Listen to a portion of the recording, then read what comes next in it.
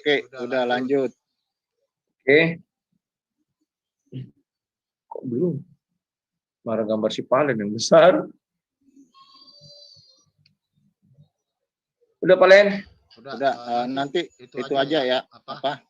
Saya pemandu aja ya itunya. Kalau ditampilin share screen-nya waktu ketutup wajah Bang Rudi. Ya, langsung aja lah. Oke. Saya mulai ya. Tema kali ini atau topik kita malam ini berbicara Tuhan siapakah yang sebenarnya Tuhan. Kalau itu ditanya ya pastilah saya sebagai orang Kristen akan mengatakan Tuhan saya adalah Tuhan yang sesungguhnya Tuhan. Apa dasar saya mengatakan demikian? Itu mungkin yang lebih tepat yang untuk dipertanyakan ya. Kalau saya ditanya hal seperti itu, maka dari dulu saya sudah jelas menjelaskan bahwa Tuhan yang saya sembah itu berani mengatakan dalam proses penciptaan langit dan bumi, apa hari pertama diciptakan, apa hari kedua, ketiga, keempat, kelima, dan keenam.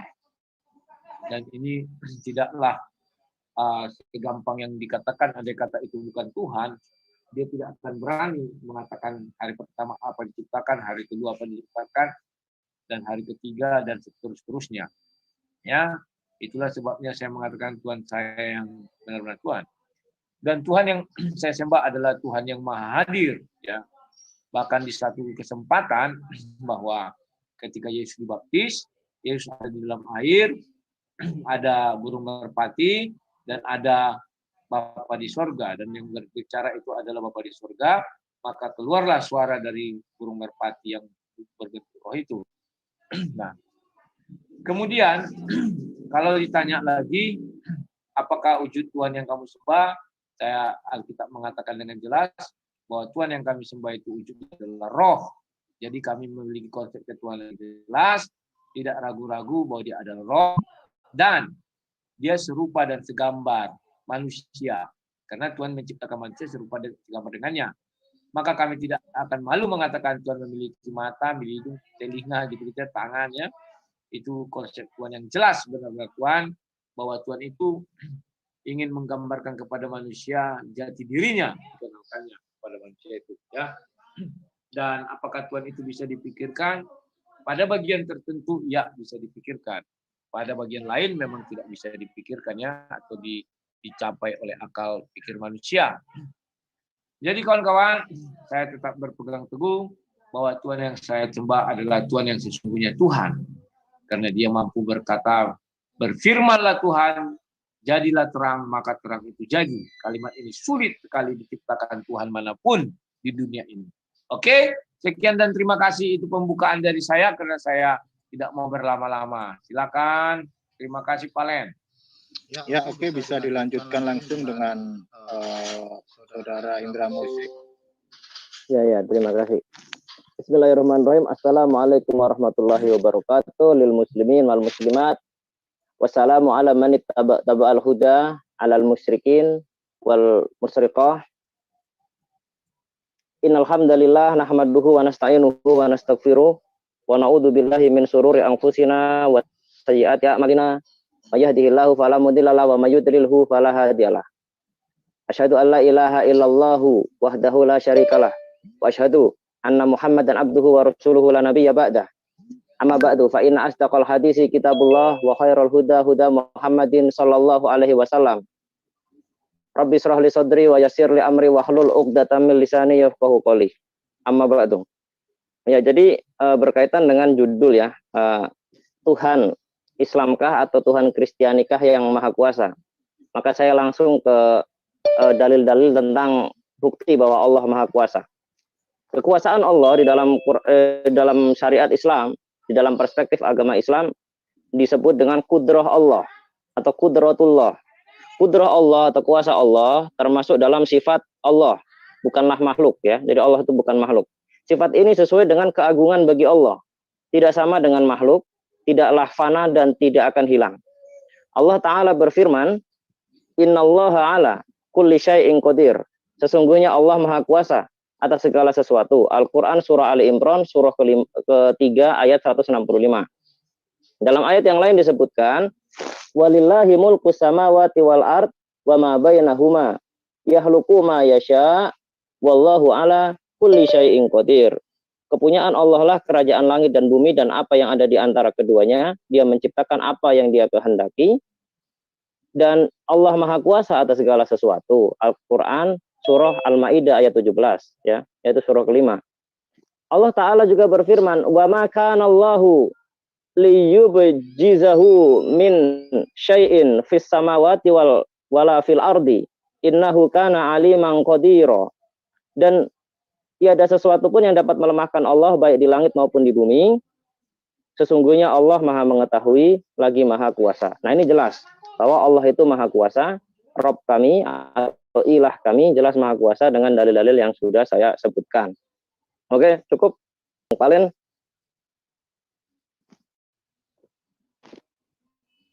yang paling cukup? Ya, oke.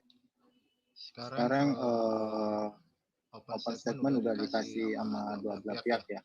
Sekarang giliran Indra Mose untuk bertanya kepada Bro Rudi. Silakan Bro Indra. Baik, terima kasih Bang Valen sebagai moderator. Saya diberi kesempatan bertanya. Jika kita melihat pada Alkitab, ya, orang-orang Kristiani menyebut kitab pedoman primernya adalah Alkitab. Dan tadi saya mengutip, saya menangkap bahwa dalil yang diambil oleh saudara Rudi Yohanes, sang debater, adalah dari Perjanjian Lama.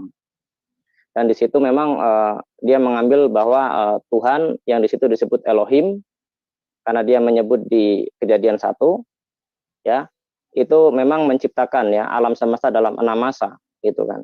Tapi yang menjadi pertanyaan saya, memang kalau Elohim atau Yod-Heh-Vav-Heh yang biasa orang-orang Yahudi menyebutnya Hashem atau Adonai, emang dia Maha Kuasa. Dia menciptakan segala-galanya. Dia menghidupkan dan mematikan.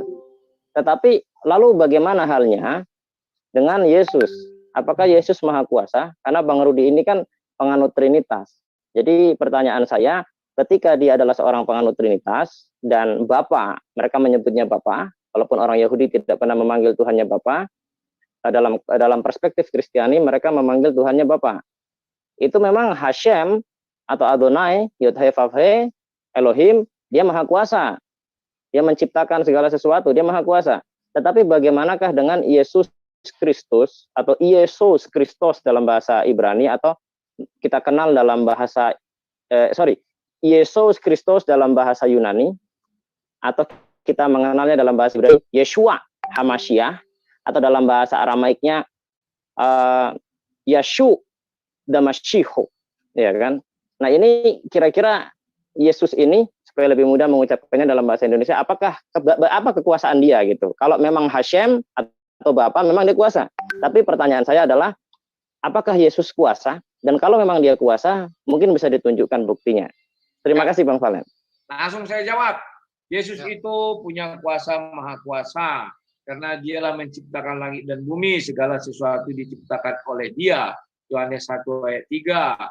Maka kita hanya bisa merujuk penciptaan langit dan bumi oleh firman Allah. Maka benarlah Yohanes 1 ayat 3. Firman Allah menciptakan. Tuhan tidak pernah menciptakan langit dan bumi dengan kedua tangannya, tetapi cukup berfirman, kecuali manusia. Karena manusia diciptakan serupa dan segambar dengan Tuhan itu sendiri. Oke, itu saja yang bisa saya jawab. Silakan. Oke ya. Ini gimana? Saya nanggapin lagi Bang Valen atau? Ya nggak apa-apa, langsung. Ya bebas, saya belum mau bicara. Kita bicara ini. Nanti tiba-tiba saya bisa bertanya padamu. Nggak apa-apa. Jadi bisa. Ya, saya soalnya bingung aturannya ini.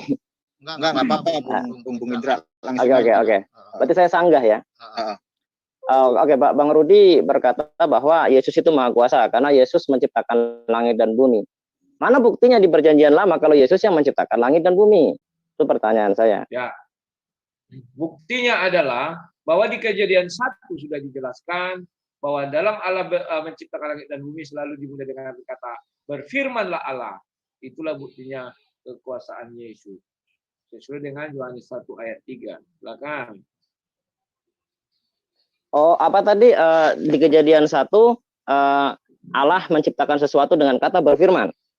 Ya. Firman itu nanti Yesus. Oke. Sejajar dengan Yohanes berapa, Bang? 1 ayat 1 dan Yohanes 1 ayat 3, 1 sampai 3. Oke. Yohanes 1 ayat 1 sampai 3. Saya share screen ya. Kita kritik teks ya. kritik teks. Berarti kita merujuk kepada teks berbahasa Yunani karena sebagai original teks ya. Yohanes 1 ya. Oke. Mohon maaf ini agak lambat karena RAM 3. Yohanes 1 ayat 1 dan 3 ya Bang Rudi ya? 1 sampai 3. 1 sampai 3. Oke. Saya baca dulu Indonesianya. Pada mulanya ayat 1 pada mulanya adalah firman, firman itu bersama-sama dengan Allah, firman itu adalah Allah ya. Jadi ini Bang Rudi mengaitkan dengan di Kejadian 1 ayat 1 ketika Allah menciptakan segala sesuatu Bang Rudi. Betul? Ya, menciptakan dengan firman. Oke. Terima kasih Bang Rudi. Kita cek ke dalam teks Bizantin ya, teks berbahasa Yunani. Jadi firman itu apa sih dalam bahasa Yunaninya sebagai original teks yang diklaim oleh sebagian umat Kristiani. Karena ada sebagian umat Kristiani mengklaimnya bahasa Aram. Enarche, no logos. Jadi firman di ini dari kata logos, ya. Firman dari kata logos. Lalu bagaimanakah di dalam Kejadian 1, ya, tentang bagaimana belum stabil. Apakah di situ juga Yunani Septuagintanya disebut logos? Mari kita cek bersama. Kita mulai dari ayat ketiga. Yang bahasa Indonesianya begini. Berfirmanlah Allah, jadilah terang, lalu terang itu jadi. Bang Rudi ya, betul ya? Ya. Bang Rudi? Oke, kita cek ke dalam Iya.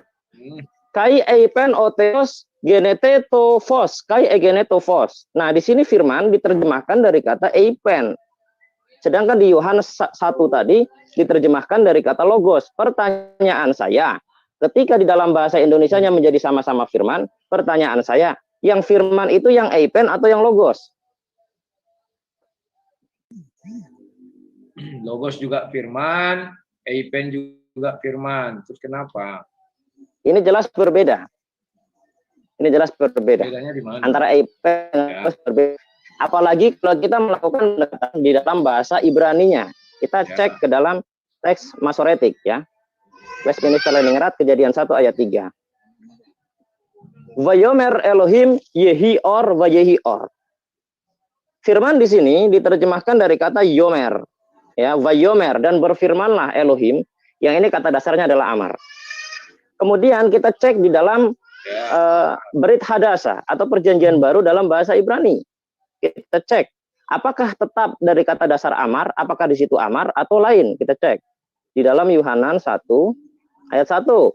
Beresit hayah hadavar, di sini dari kata ya, dan dari kata amar. Sedangkan davar dengan amar beda. Ini kita kalau ada berpatokan dengan ini firman itu kan Indonesia dengan Indonesia sebagai bahasa terjemahan. Lalu ketika kita cek kepada bahasa-bahasa yang original menggunakan suku kata yang berbeda. Nah, pertanyaan saya, apakah yang firman, yang eipen, ya, yang atau dengan Ibrani adalah amar, ataukah yang logos yang sejajar dengan Ibrani davar? Yang firman yang mana? Harus ada selektivitas ini. Yang mana yang firman sebenarnya? Silakan. Saya sudah mengatakan kepada kamu bahwa segala sesuatu diciptakan Allah dengan firman. Maka kamu harus mencari kepada saya untuk mematahkan dalil saya bahwa ada yang tidak diciptakan Tuhan dengan firman. Bukan merujuk kepada arti bahasa-bahasa itu. Paham enggak? Paham. Memang segala sesuatu diciptakan dengan firman dalam bahasa Indonesia. Makanya saya bertanya, ketika amar diterjemahkan firman, lalu davar diterjemahkan firman, pada duanya berbeda. Kira-kira yang firman itu yang mana? Bedanya di mana? Nah, ini saya jelaskan. Jadi dalam bahasa Ibrani, kalau perkataan kalimat itu dalam bahasa Ibrani itu namanya amar. Misalkan vayomer Elohim Yehior Vayehior. Dia lagi berkalimat itu. Dalam bahasa Indonesia misalkan saya sedang makan. Itu bahasa Ibraninya amar itu. Tapi kalau cuma begini saya doang, itu baru davar, kata. Jadi sebenarnya firman itu yang mana? Firman itu kata atau kalimat? Firman itu mulai dari kata sampai kalimat. Oh, beda. Karena ucapan itu beda. mulai dari kata. Kok bisa beda? Kalau gini Bang Rudi, kalau kata itu tidak menimbulkan arti yang mendalam. Misalkan gini, saya apa gitu kan.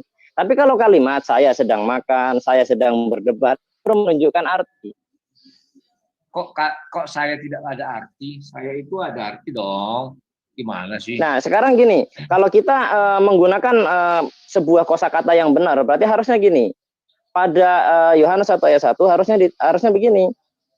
Pada mulanya kata. Kan gitu, karena dia menggunakan kata dafar, bukan amar. Terus? Nah, kata bukan firman. Kan bisa kata, bisa kalimat. Nggak bisa. Kata itu bukan kalimat. Dalam bahasa Indonesia itu antara... Kok jadi kau yang mengatur? Loh, bukan saya yang mengatur. Kita menggunakan... Memang Tuhan tidak bisa berkata. Iya, Tuhan bisa berkata. Tetapi ya, antara kata dengan firman ini maknanya beda. Siapa bilang beda? Sama. Beda. Karena gini, firman itu... Dari ucapan Tuhan, bukan kata-kata dan kalimat, tetapi itu adalah ucapan Tuhan.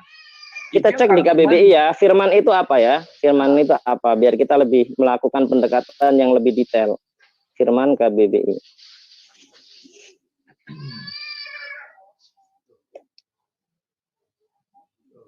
Nah, ini kita sepakat karena kita orang Indonesia, jadi standarnya adalah KBBI ya, Bang Rudi. Siap kok untuk tanya ya, udah setengah jam ini. Oh, there is no problem. Karena Anda belum bisa menjawab pertanyaan saya dengan detail. Firman ya, gini. Dengarkan saya. Firman menurut KBBI sebagai standar kita orang Indonesia, firman adalah kata dalam kurung perintah Tuhan. Nah ini, jadi Tuhan memerintahkan. Sekarang gini, kalau firman adalah perintah, sedangkan daftar itu adalah kata, lalu bagaimana bisa ketahuan perintahnya kalau kata? Misalkan gini, dia cuma bilang gitu, itu apa sih gitu kan?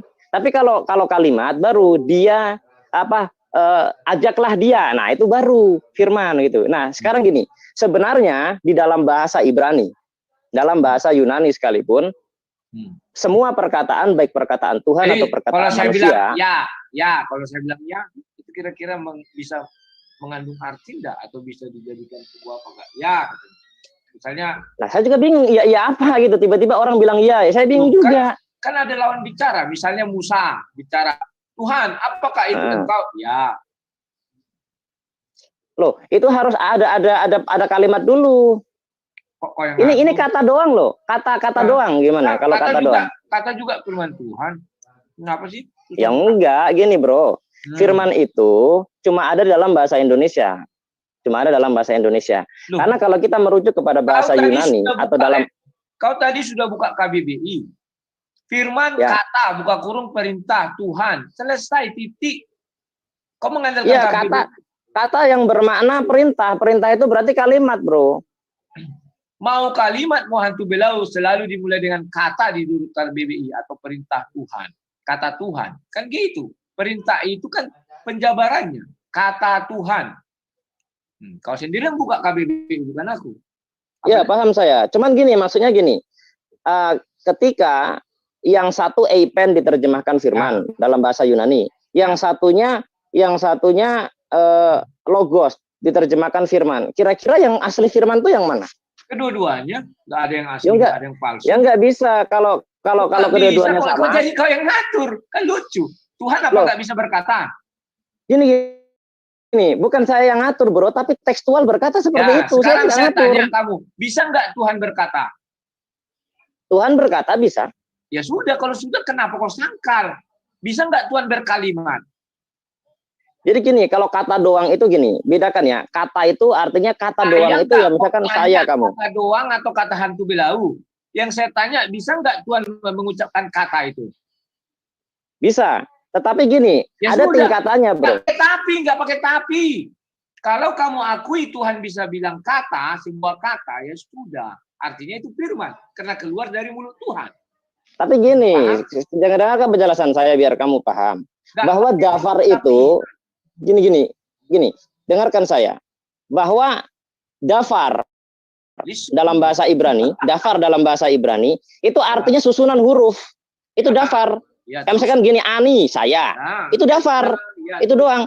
Tapi kalau amar itu gini. Ya. Kalau amar itu susunan kata.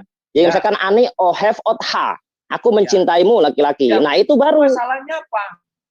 Jadi Ya masalahnya gini, kalau dafar doang itu artinya apa? Jadi menurutmu hanya kalimatlah firman Tuhan. Kalau makanya begini, kita harus selektivitas. Kalau memang yang firman itu adalah amar, jawab aja singkat. Apakah firman Tuhan itu hanya kalimat?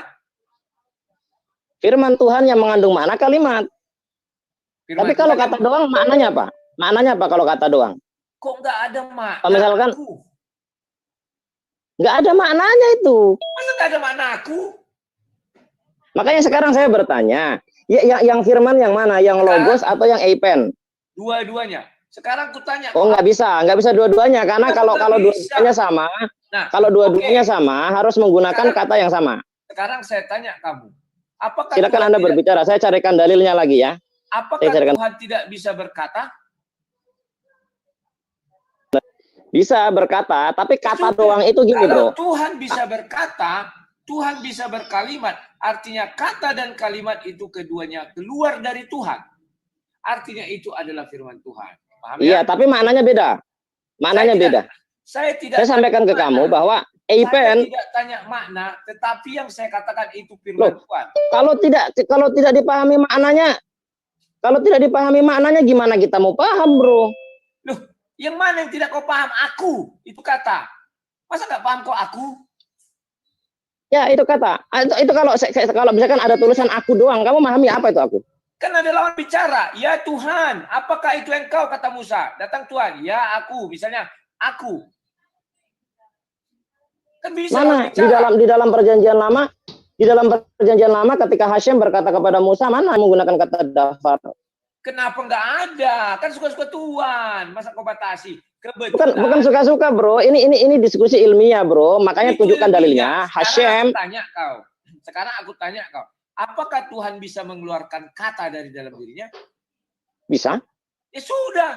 Kalau Tuhan bisa mengeluarkan kata dari dalam dirinya, artinya itu juga firman Tuhan. Nah, sekarang aku tanya kau. Menurut hukum Islam, menurut ajaran Islam, apa itu firman Tuhan? Jelas? Nah, gini. Yang disebut begini.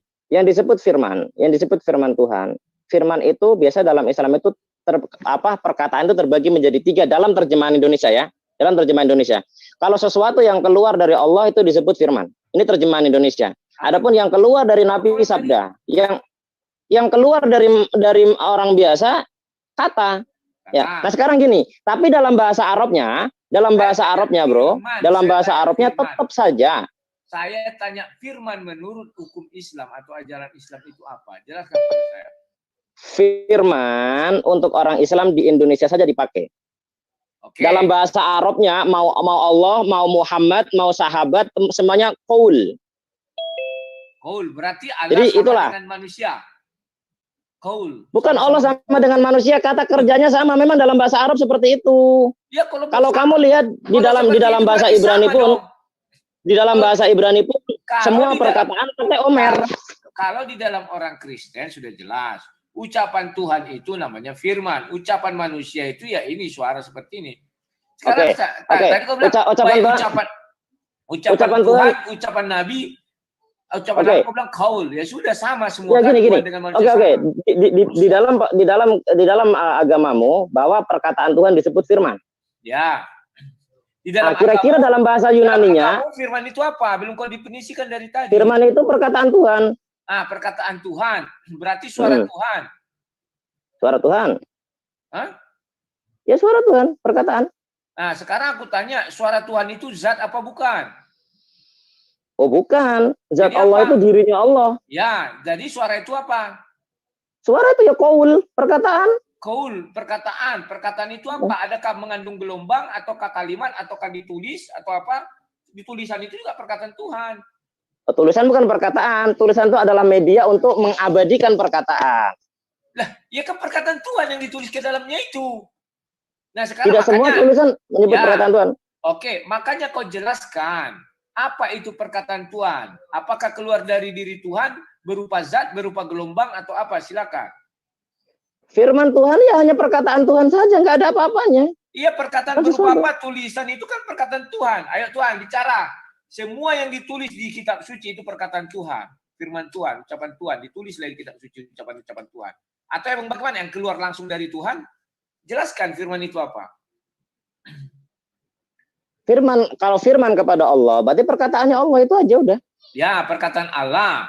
Apakah perkataan itu berupa zat atau berupa gelombang atau berupa apa? Jelaskan. Yang jelas kau bicara firman. Kalau kami jelas. Perkataannya berupa suara Tuhan doang. Suara kan? Perkataan berupa suara doang. Ya, suara doang. Ya, suara. Berarti Tuhanmu bukan Esa. Loh, kenapa bisa tidak Esa?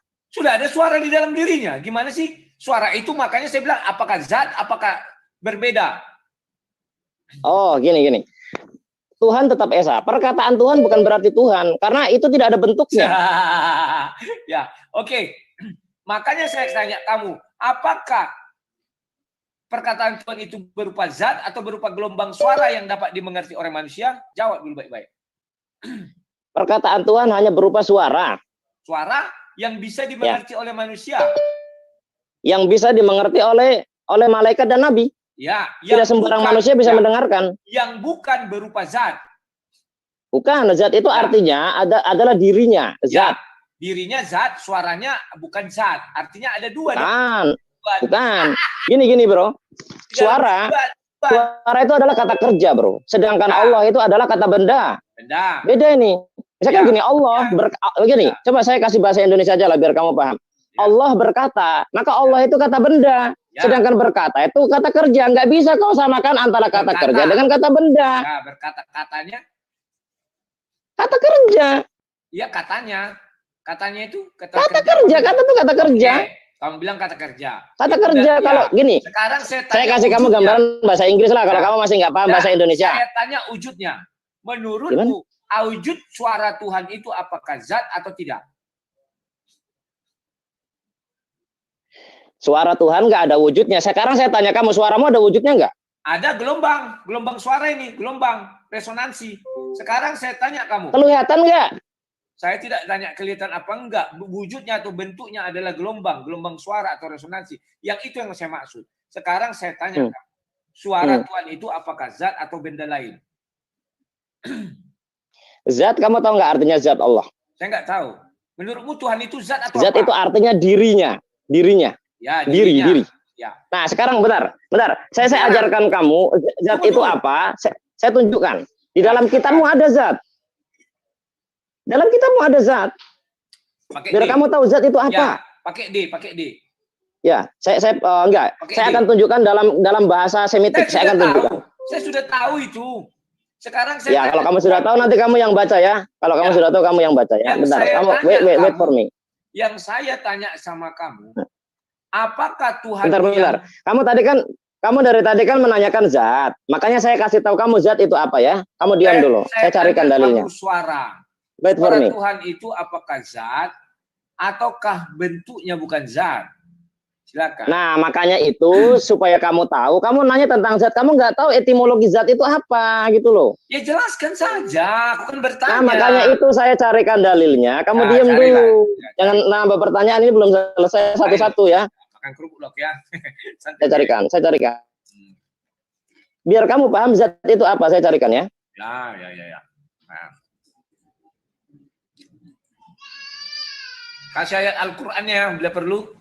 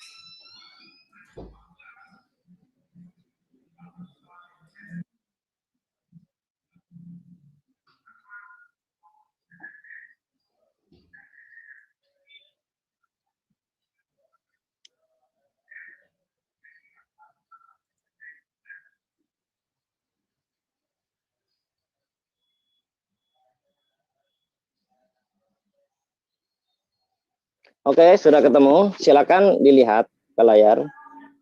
Saya jelaskan kepada saudara Rudi biar dia tahu zat itu apa ya. Beda jangan ngejar-ngejar kata zat terus. Jadi di dalam Kejadian 8 ayat 21 di dalam bahasa Ibrani-nya. Maaf, saya minta dari Al-Qur'an. Jangan membatasi keilmuan. Saya tidak membatasi keilmuan, tapi kamu Muslim. Saya bertanya tentang Tuhannya Islam. Jangan membatasi keilmuan. Saya jelaskan. Tidak membatasi ini keilmuan. Bicara bahasa Arab. Saya bicara tentang keislaman. Saya bertanya tentang keislaman. Silakan. Saya ingin tahu Tuhanmu itu berupa zat, kasih ayatnya. Mana zat?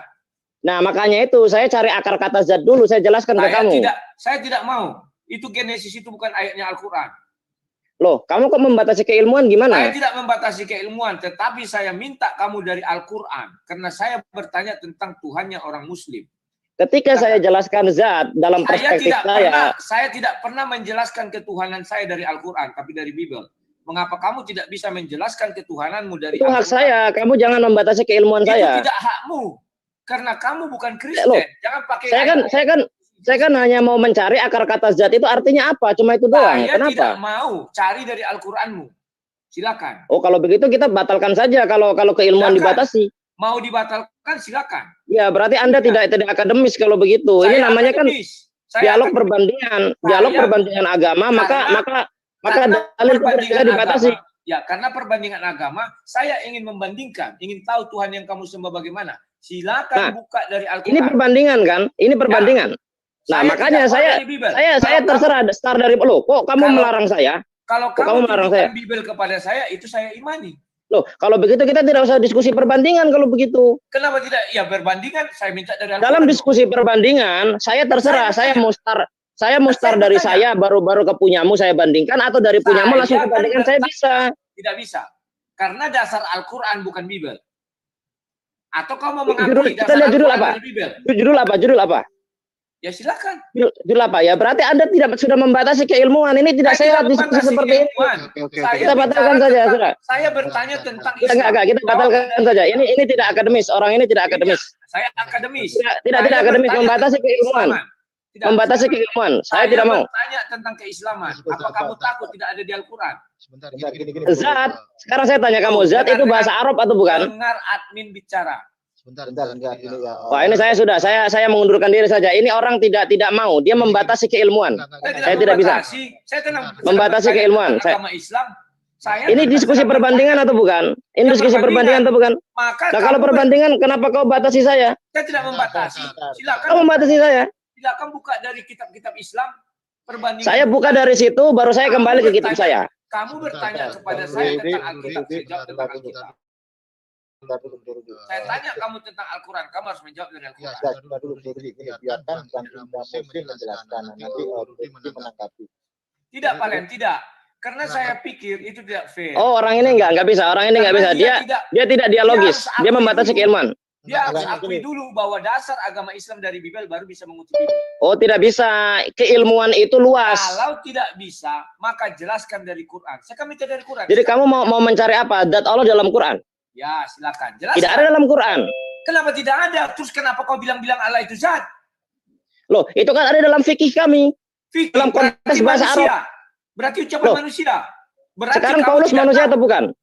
Paulus manusia atau bukan? Dia menjelaskan. Paulus memang manusia. Nah, kenapa kamu menggunakan kitab dia? Tetapi Allah menjelaskan kehadiran dirinya bahwa dia adalah roh. Sekarang jelaskan kehadiran diri Allah SWT adalah zat. Jelaskan. Dalam mengenal kitabmu, kamu melalui manusia atau bukan? Saya tidak tanya itu. Saya ingin Loh, ini orang nggak akademis nih, nggak akademis. Singkirkan saja. Saya tidak mau. Tidak akademis. Tidak akademis. Saya akademis. Membatasi keilmuan.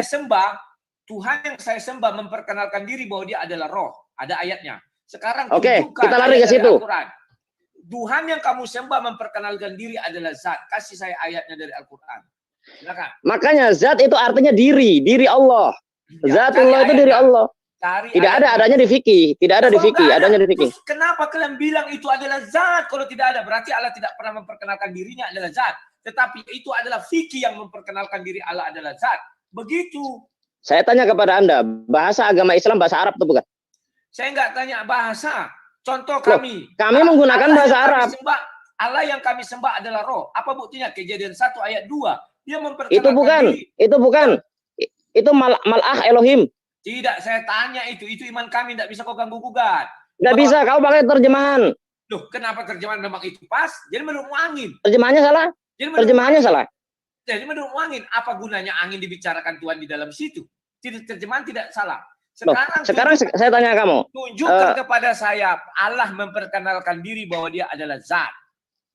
Allah tidak pernah berkata seperti itu. Syukur, terima kasih. Oke, titik kita tutup bahwa Allah dan pedoman kami bukan cuma Quran, kami punya hadis. Ya, hadis, kami terus fikih. Terus ya. Apakah yang menulis fikih itu nabi? Apakah yang menulis Bible itu adalah nabi? Rasul atau LAI? Rasul dan nabi? Rasul apa? Rasul Paulus, Petrus. Bagaimana bisa dikatakan rasul? Bagaimana dia bisa? Karena dia mengikut Yesus. Kapan dia ngikut? Dia tidak hidup sezaman. Kenapa Petrus tidak hidup sezaman? Kenapa Rasul Paulus tidak hidup sezaman? Waktu Yesus tidak sezaman, ada ayatnya, aku melihat katanya. Dia melihat di mana? Dia melihat di mana? Memang dia hidup di zaman mana? Buktikan, tunjukkan. Biografi dia hidup di zaman. Kamu bacanya kisah para rasul itu pun. Tunjukkan ayatnya. Tunjukkan ayatnya kita benar. Saya tanya kepada kamu. Apakah Allah SWT pernah memperkenalkan dirinya bahwa dia adalah zat? Tidak pernah. Ya, tidak pernah. Kenapa kalian bilang bahwa Allah itu adalah zat? Kenapa kalian mengatakan bahwa Allah adalah roh? Karena ada ayatnya. Mana ayatnya? Banyak. Buka pertama Kejadian 1 ayat 2. Itu malah Elohim. Ruah Elohim bukan roh. Roh itu. Itu kamu pakai terjemahan mana? Indonesia?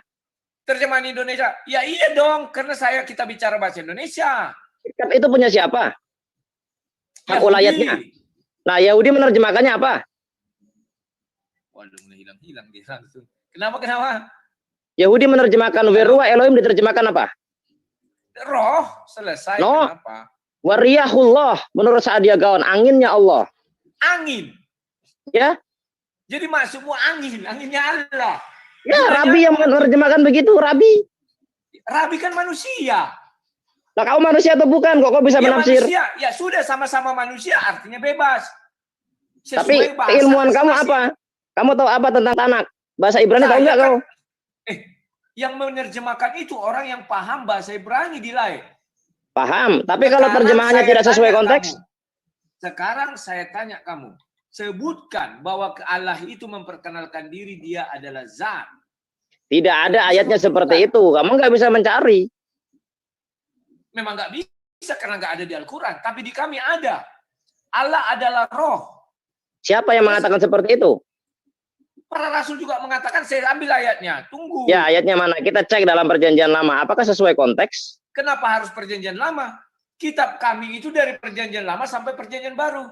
Nah, makanya kita sinkronkan antara baru dan lama. Sinkron nggak? Memang sinkron. Kejadian nggak ada sinkronnya, itu beda. Itu kitab karangan.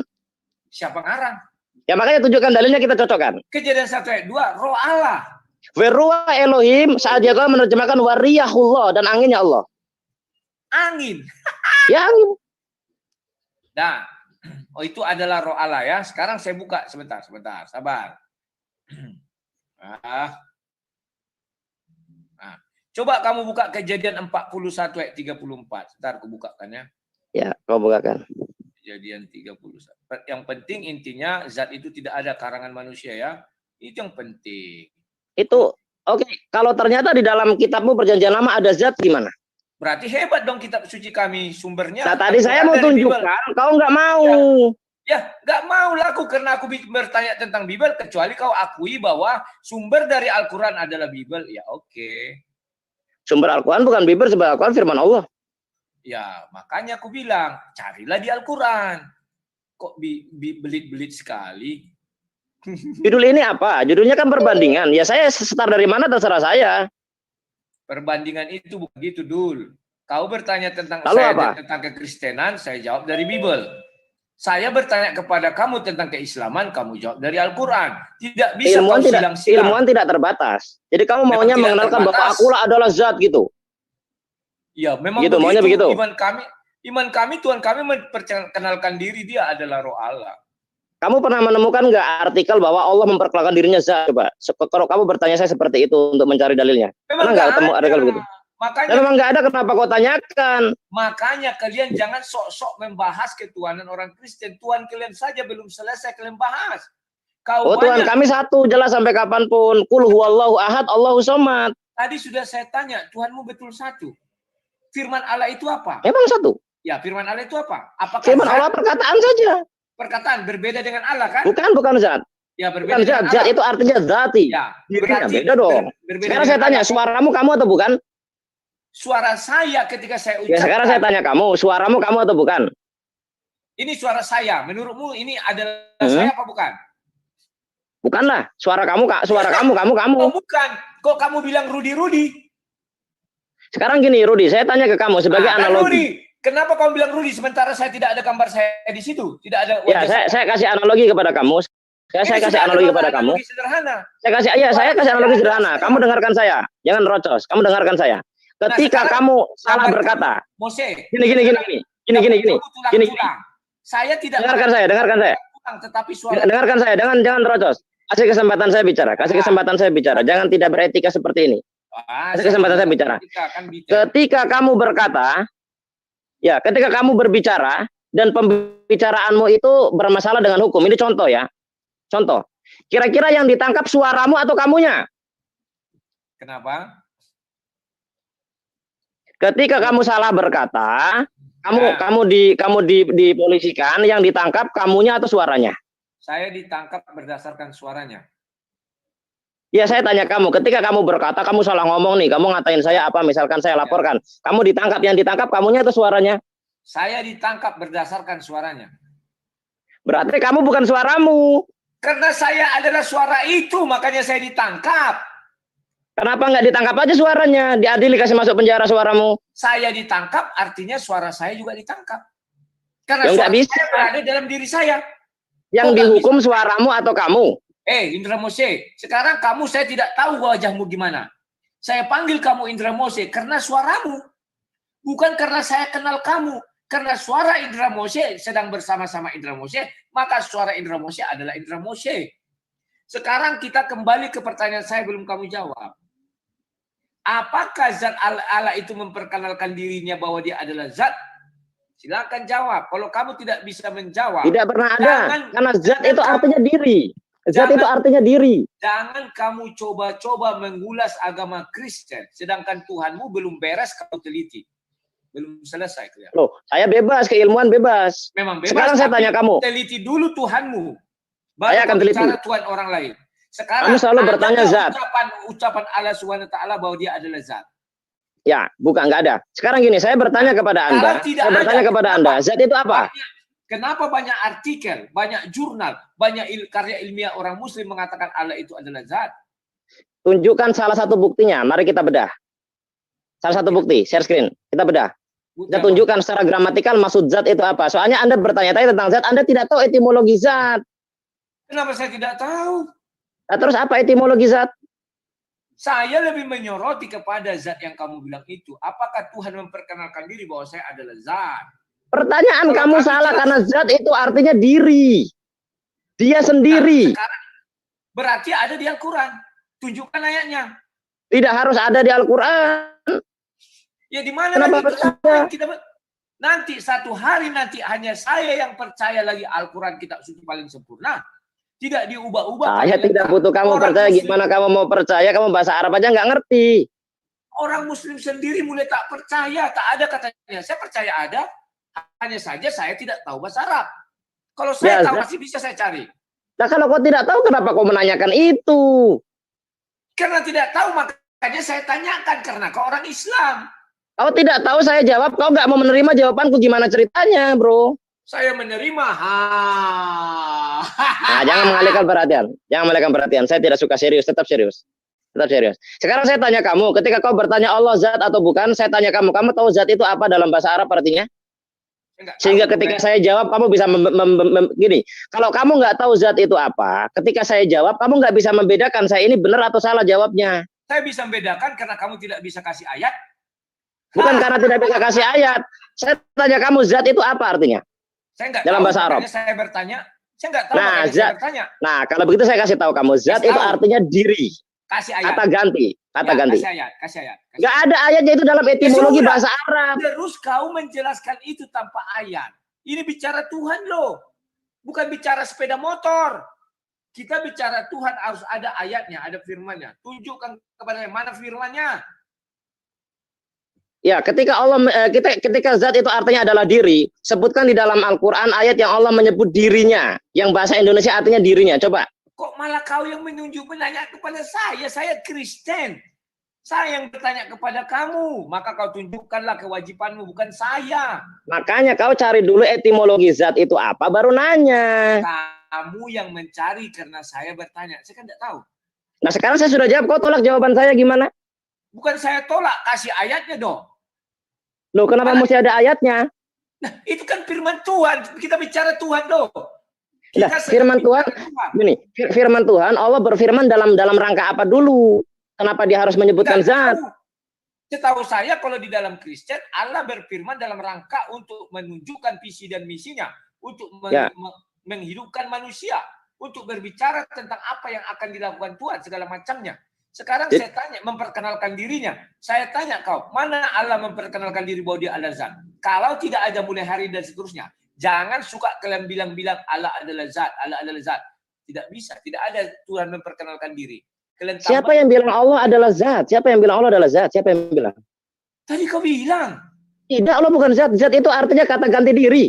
Ya, kasih ayatnya. Oke lah, Allah tidak zat, tapi kasihlah kata ganti diri, zat. Nggak ada di ayatnya karena di dalam bahasa Arab Allah nggak menggunakan kata ganti itu. Jadi adanya di fikih. Jadi gimana? Kamu bilang zat itu kata ganti diri. Saya minta ayat tidak ada. Maka kata ganti diri ada Allah, kami, kita, aku. Sekarang kok mana zat itu kenapa kau bilang-bilang? Nah, lihat gini, konteksnya Al-Qur'an kan Allah yang berkata. Ya, Allah yang berfirman, Allah yang berfirman. Ya. Lalu bagaimana mungkin Allah berfirman dengan menyebut dirinya sendiri dengan kata-kata zat? Ya nggak mungkin. Kenapa nggak mungkin? Buktinya dia berkata dia, aku. Nah, nggak ngerti bahasa Arab gini. Dia dalam bahasa Arab artinya huwa kalau laki-laki, mudzakkar. Kalau anas dia. Ya. Ya, kalau misalkan aku anak. Aku. Ya sudah. Ya sudah, apalagi? Ya sudah jelas. Kenapa nuntut zat? Itu kan zat itu artinya kata ganti diri. Kata ganti diri, aku, kamu, kalian, kita, itu segala macam. Sehingga manusia yang menggunakan kata zat adalah orang di luar Allah. Allah sendiri nggak bisa mengatakan zat karena dia nggak mungkin menyebut kata ganti dirinya sendiri. Saya salah itu. Sekarang kamu lucu. Kamu sudah mengakui bahwa Allah tidak mungkin mengatakan zat. Kenapa manusia menentukan Allah itu zat? Artinya dia bukan Allah. Ditentukan oleh manusia. Sementara kami, Allah sendiri yang mengatakan aku adalah roh. Bentar ya, kita selesaikan zat dulu biar kamu paham zat. Zat itu kalau bahasa Indonesia arti paling tepatnya itu artinya dirinya. Ya, kasih ayat. Jadi ketika menyebut zat Allah berarti dirinya. Nah, sekarang gini, bagaimana firman Allah, Allah yang berfirman, Allah menyebut dirinya ya nggak mungkin, kata gantinya salah. Kenapa tidak mungkin? Aku. Kalau aku ana. Ya, sudah ana. Kenapa dibuat di situ zat? Zat ini datangnya dari mana? Nah, karena yang mengatakan zat adalah pihak kedua, bukan Allah. Ya sudah, berarti pihak kedua itu mengalahkan diri. Tidak mungkin, Rudi. Kau menyebut dirimu itu adalah zat atau dirinya, nggak mungkin. Yang menyebut kamu dirinya harus orang lain. Saya, misalkan dirinya si Rudi adalah seorang debater. Nah, itu kalau diarabkan menjadi zat itu dirinya. Nggak mungkin kau sendiri yang mengatakan zat. Kau ini nggak ngerti bahasa Arab, ngotot. Kenapa tidak dirinya sendiri? Allah kami mengatakan aku adalah roh. Kalau aku adalah roh itu ada sama dengan lain lagi. Ya, Allah adalah roh. Dia memperkenalkan. Ya mana dalilnya? Sekarang tunjukkan. Kejadian 1 ayat 2. Roh Allah diperkenalkannya bahwa Allah itu adalah roh. Itu kan terjemahan kamu bahasa Indonesia. Kalau Rabi tidak seperti itu. Terserah mau terjemahan mau apa, itu imanku. Aku adalah Kristen Indonesia. Itu imanku. Kau tidak kamu adalah orang Kristen Indonesia. Sekarang saya tanya kamu, tanpa bahasa Ibrani kitabmu ada nggak? Terserah apa mau kau bilang. Saya sudah beriman kepada Alkitab bahasa Indonesia. Berarti kamu iman buta. Saya tidak iman buta.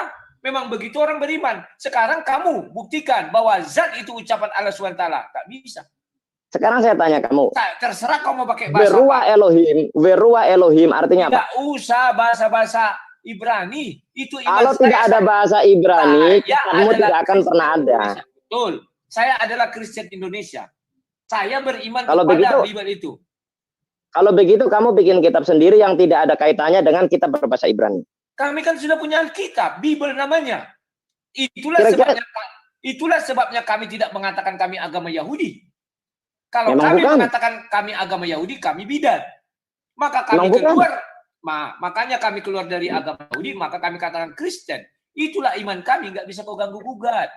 Sekarang buktikan, mau bahasa apapun kau gunakan, silakan. Tunjukkan bahwa Allah memperkenalkan dirinya, bahwa dia adalah zat. Silakan. Zat itu artinya dirinya, sehingga tidak mungkin dia sendiri yang menyebut dirinya zat, itu nggak mungkin. Aku ana. Ya udah, berarti ana bukan zat. Loh, masa kita memanggil Allah ana? Saya memanggil Allah, berarti kan saya kan Allah itu objek kedua. Masa saya panggil dia saya? Yang nggak mungkin, kau nggak ngerti bahasa Arab, berarti susah sekali. Dia. Kenapa tidak bisa? Allah ada berkata. Oke, stop. Dia, saya jelaskan. Dalam bahasa Arab, dulu gua Arabiyah dia huwa. Ya. Huwa.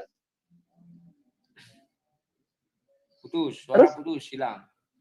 Enggak hilang, suara saya masih bagus. Sudah. Berarti Allah tidak pernah memperkenalkan diri zat itu ya. Oke, kita selesaikan. Yang enggak lucu banget gitu. Masa seseorang memperkenalkan dirinya. Misalkan saya memperkenalkan kamu. Sayalah Indra, dirinya. Lah kok saya menyebut diri saya dirinya, harusnya diriku atau aku, ana. Ya ngerti dari kemarin. Contoh.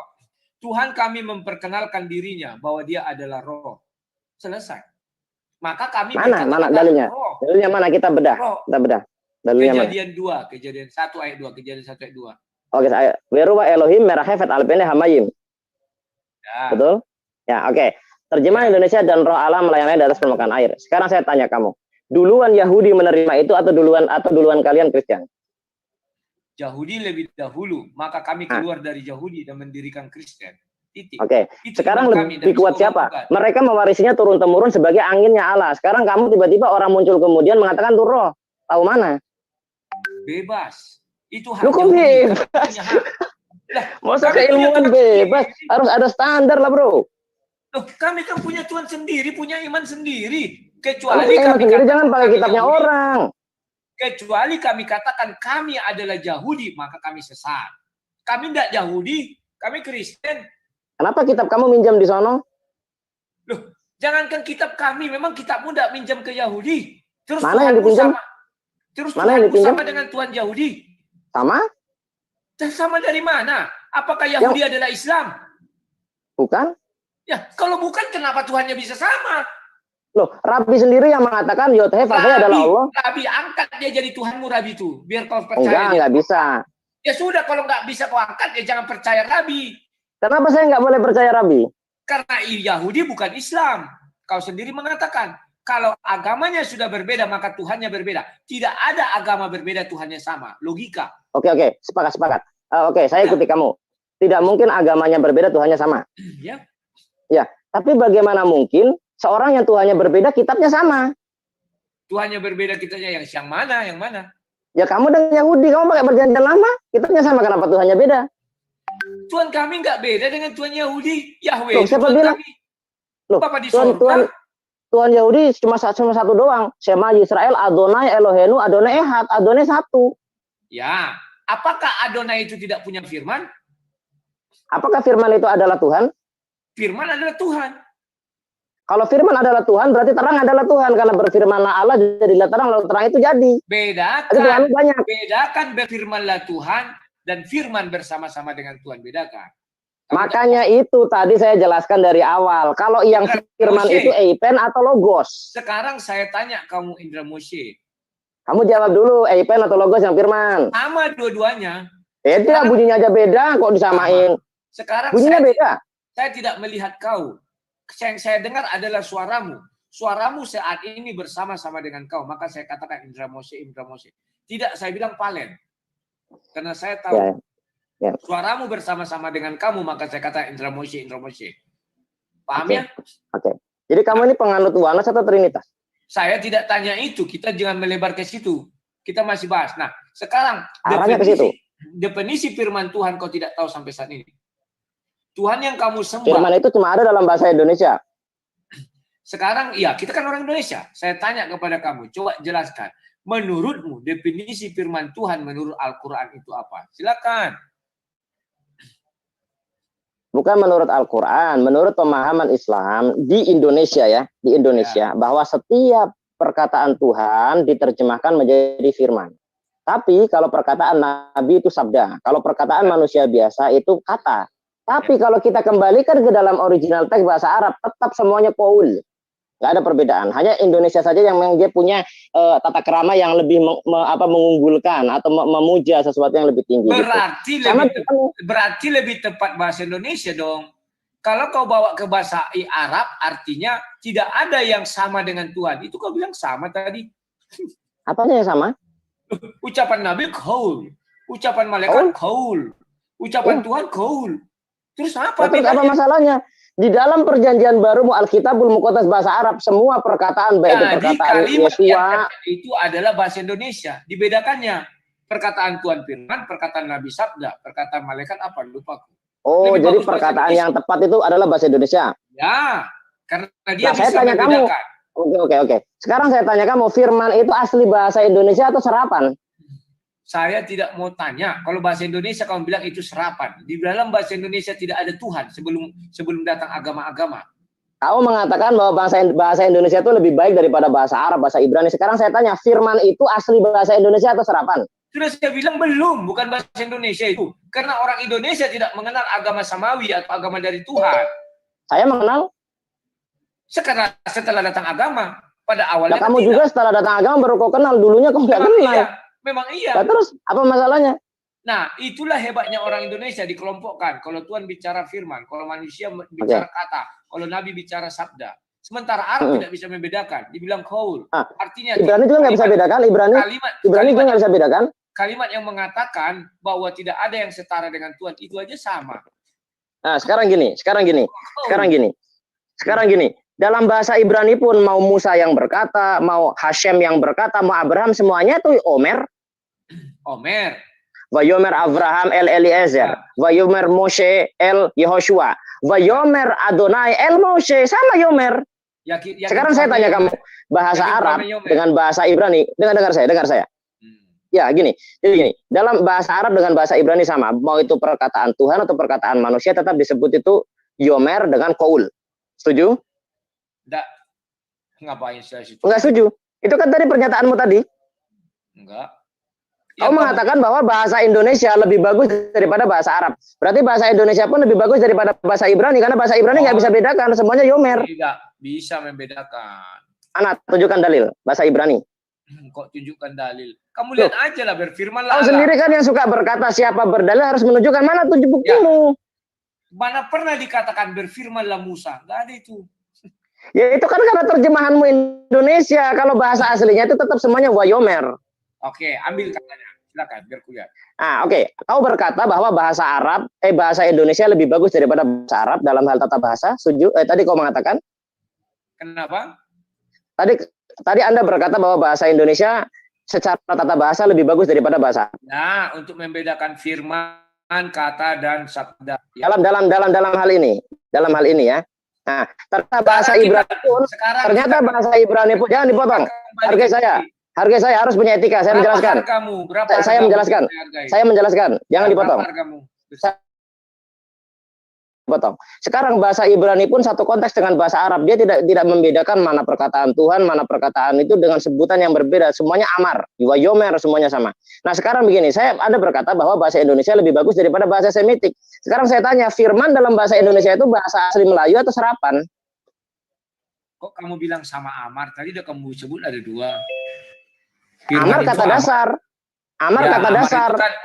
Amar Kata itu dasar. kan kau bilang tadi firman Tuhan. Nah, sekarang kok kamu bilang Musa juga Kalimat. Ya, Kalimat. Kata. memang ya Musa memang beramar kan tidak?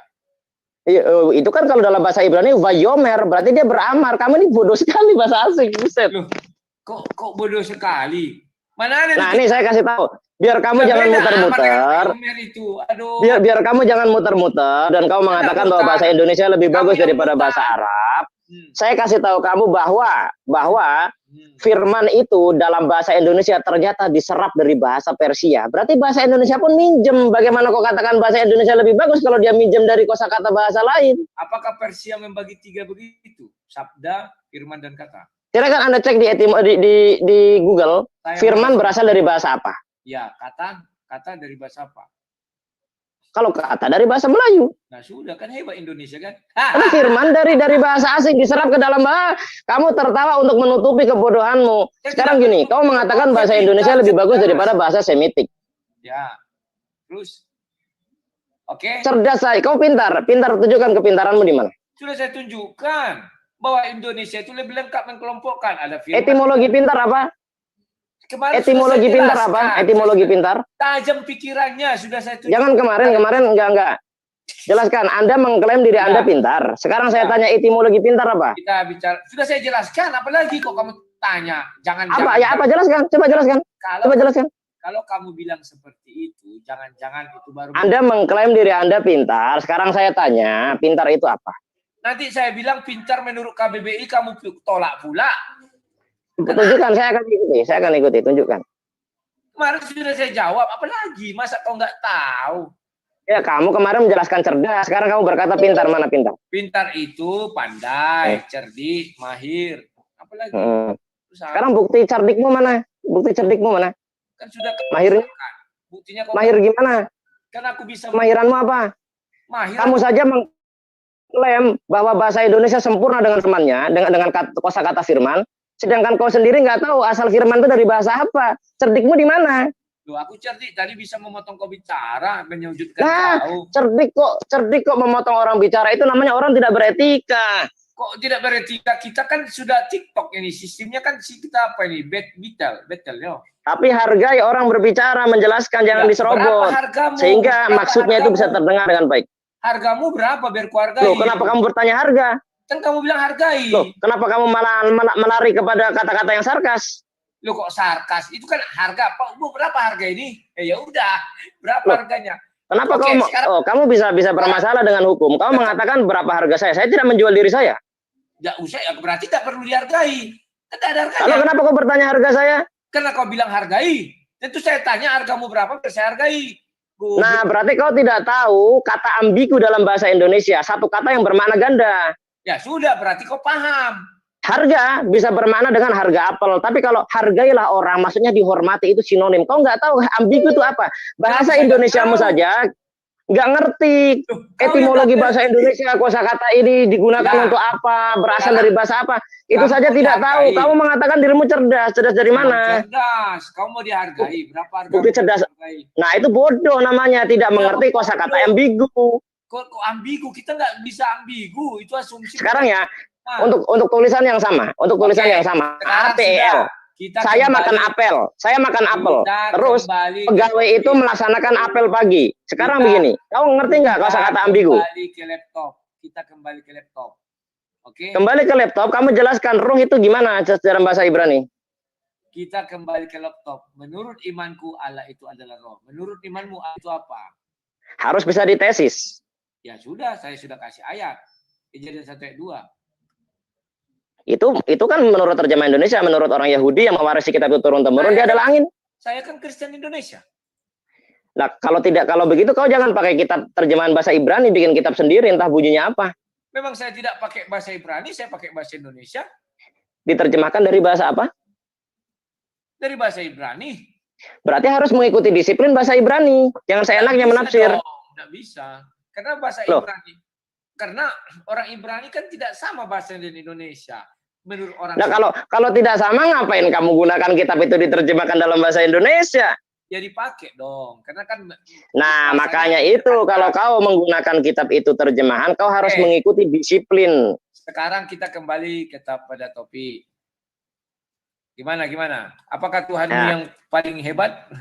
Bukan paling hebat, Tuhan yang berkuasa. Saya bertanya, Ya, kalau berkuasa. memang Allah memang Tunjukkan berkuasa. apa kekuasaan Tuhanmu. Coba tunjukkan apa kekuasaanmu. Tadi kan saya sudah sebutkan ayatnya.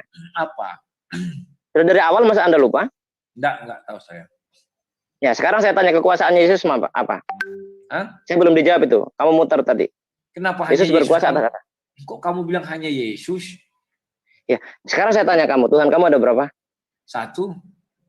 Siapa? Halo? Siapa Tuhan kamu kalau 1? Tuhan saya Bapa di surga. Kenapa? Bapa surga, lalu siapa Yesus? Yesus. Tuhan saya kan bisa mengutus firman-Nya, bisa mengutus rohnya. Nah, ini. Roh yang mana? Roh yang merpati atau yang anak? Yang merpati. Firman yang Tuhan anak. ada 3. Tuhan ada 3. 1. Kan menyatu di dalam diri Tuhan. Mana bisa 1 tapi bisa ke sana-sana. Apakah Tuhan membela diri? Itulah hebatnya Tuhan saya, tidak perlu membela diri, diutusnya suaranya, diutusnya rohnya. Membelah diri, bukan Tidak. membela diri. Membelah diri itu, contohnya ini 1 nih ya, kayak apa itu sel-sel, jadi 2. Tuhan kami tidak gitu. Dia mengutus rohnya bisa, mengutus firman-Nya bisa. Sekarang Tuhan yang kamu sembah, bisa nggak mengutus firman-Nya? Ada firman Tuhan di dalam hatimu? Sekarang saya tanya, ada mengutus firman-Nya? Bentar, selesaikan dulu, jangan loncat.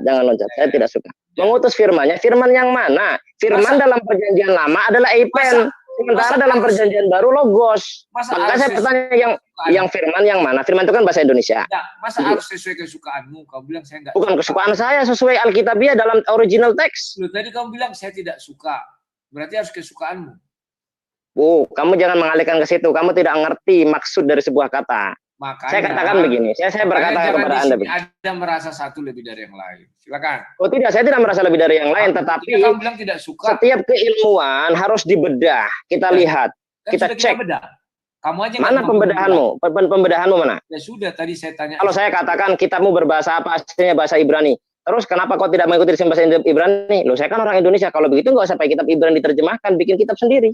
Loh, itu hak. Kan pembedahan namanya. Semua orang bisa, Tuhan untuk semua orang. Tetapi kami tidak mengatakan diri kami Yahudi. Kami tidak mengatakan diri kami Yahudi. Sekarang aku tanya, kau balik. Menurutmu, sumber dari Al-Quran itu, Taurat Al-Quran itu yang mana? Yang di dalam Al-Quran ada dibilang Taurat dan Injil. Yang mana? Injil sekarang. Injil itu yang mana? Injil? Ayatnya yang berapa? Kita bedah. Share ayatnya. Menurutmu, yang di dalam Al-Quran Allah mengatakan Injil. Injil yang mana itu? Dalam konteks yang mana? Konteks yang mana? Kau buka aja surah Maryam 19 ayat 30 bahwa Nabi Isa mengatakan, "Ku datang membawa kitab Injil." Atani al-kitab wa ja'alani nabiyya. Nah, sekarang saya tanya kamu, itu Injil dari mana? Saya tanya. Nah, dalam etimologi kita, namanya kitab kepada seorang nabi adalah perkataan Tuhan yang diberikan kepada nabi. Kami mempercayai Nabi Isa sebagai nabi. Berarti perkataannya Allah, ya, itu adalah Injil yang kepada Isa. Adapun perkataan Allah atau Hashem kepada Musa itu Taurat. Ya. Berarti bukan Kejadian, Keluaran, Ulangan, Imamat itu yang kepada Taurat. Bukan Injil Matius, Markus, Lukas itu yang kepada Isa. Kan demikian. Nah, begini. Kalau kita bicara masalah keempat Injil, Injil itu kamu dapatkan dari mana? Kosakata Injil itu dari mana? Dari bahasa Arab tuh bukan? Tidak. Loh, dalam bahasa Indonesia nggak ada Injil, itu bahasa Arab. Unsur serapan. Ataniyal kitab wa ja'alani nabiyya. Oke. Unsur serapan dari Arab. Nah, oke, dari Arab. Sekarang bahasa Arab pun asli atau serapan dari bahasa Aram? Ini siapa yang recording ini? Kenapa? Bahasa Arab sendiri itu asli bahasa Arab untuk menyebut kosakata Injil atau dari bahasa Aram? Saya nggak tahu Aram ini. Nah, saya jelaskan. Kamu kan suka mengklaim Injil. Saya jelaskan yang Injil yang mana, yang bukan Injil yang mana. Saya akan, jangan diganggu saya berbicara, saya tunjukkan. Ya, silakan.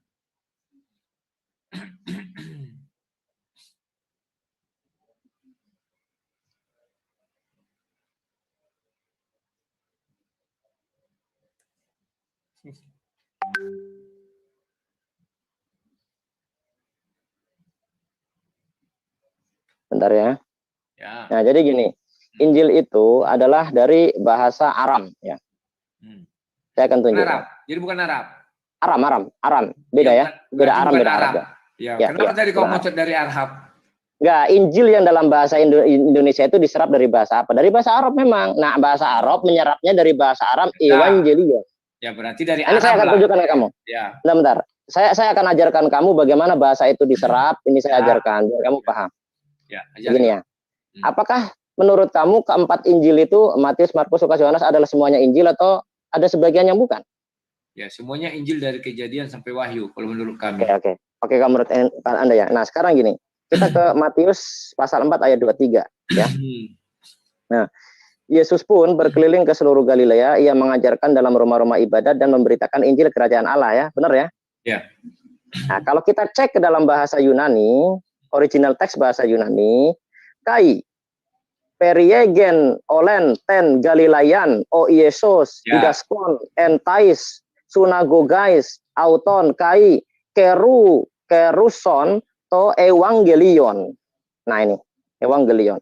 Kata Injil diterjemahkan dari bahasa Yunani ini. Adapun di dalam bahasa Aramaik kita cek apakah itu menurut Aramaik Injil karena Yesus berbicara dalam bahasa Aramaik bukan dalam bahasa Yunani. Kita cek di dalam Pesita Alkitab dalam bahasa Aramaik. Mana Pesita saya? Jadi nanti kita akan lihat yang mana yang Injil mana yang bukan. Lengkap softwarenya ya.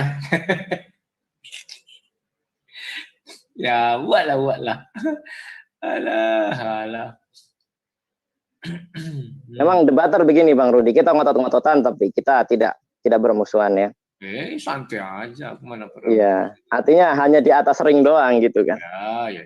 Jadi 4, 2, 3 ya, gini Bang Rudi, saya jelaskan 4, 2, 3. Kita ke ganti ya, ini masih bahasa Jerman, kita ke bahasa Aramaik. Sita, ayat 23. Nah tadi kan dalam bahasa Yunani kan Evangelion, berarti Injil ya. Nah sekarang kita cek dalam bahasa Aramaik. Umet kare huo Yesu bakulo Galilo.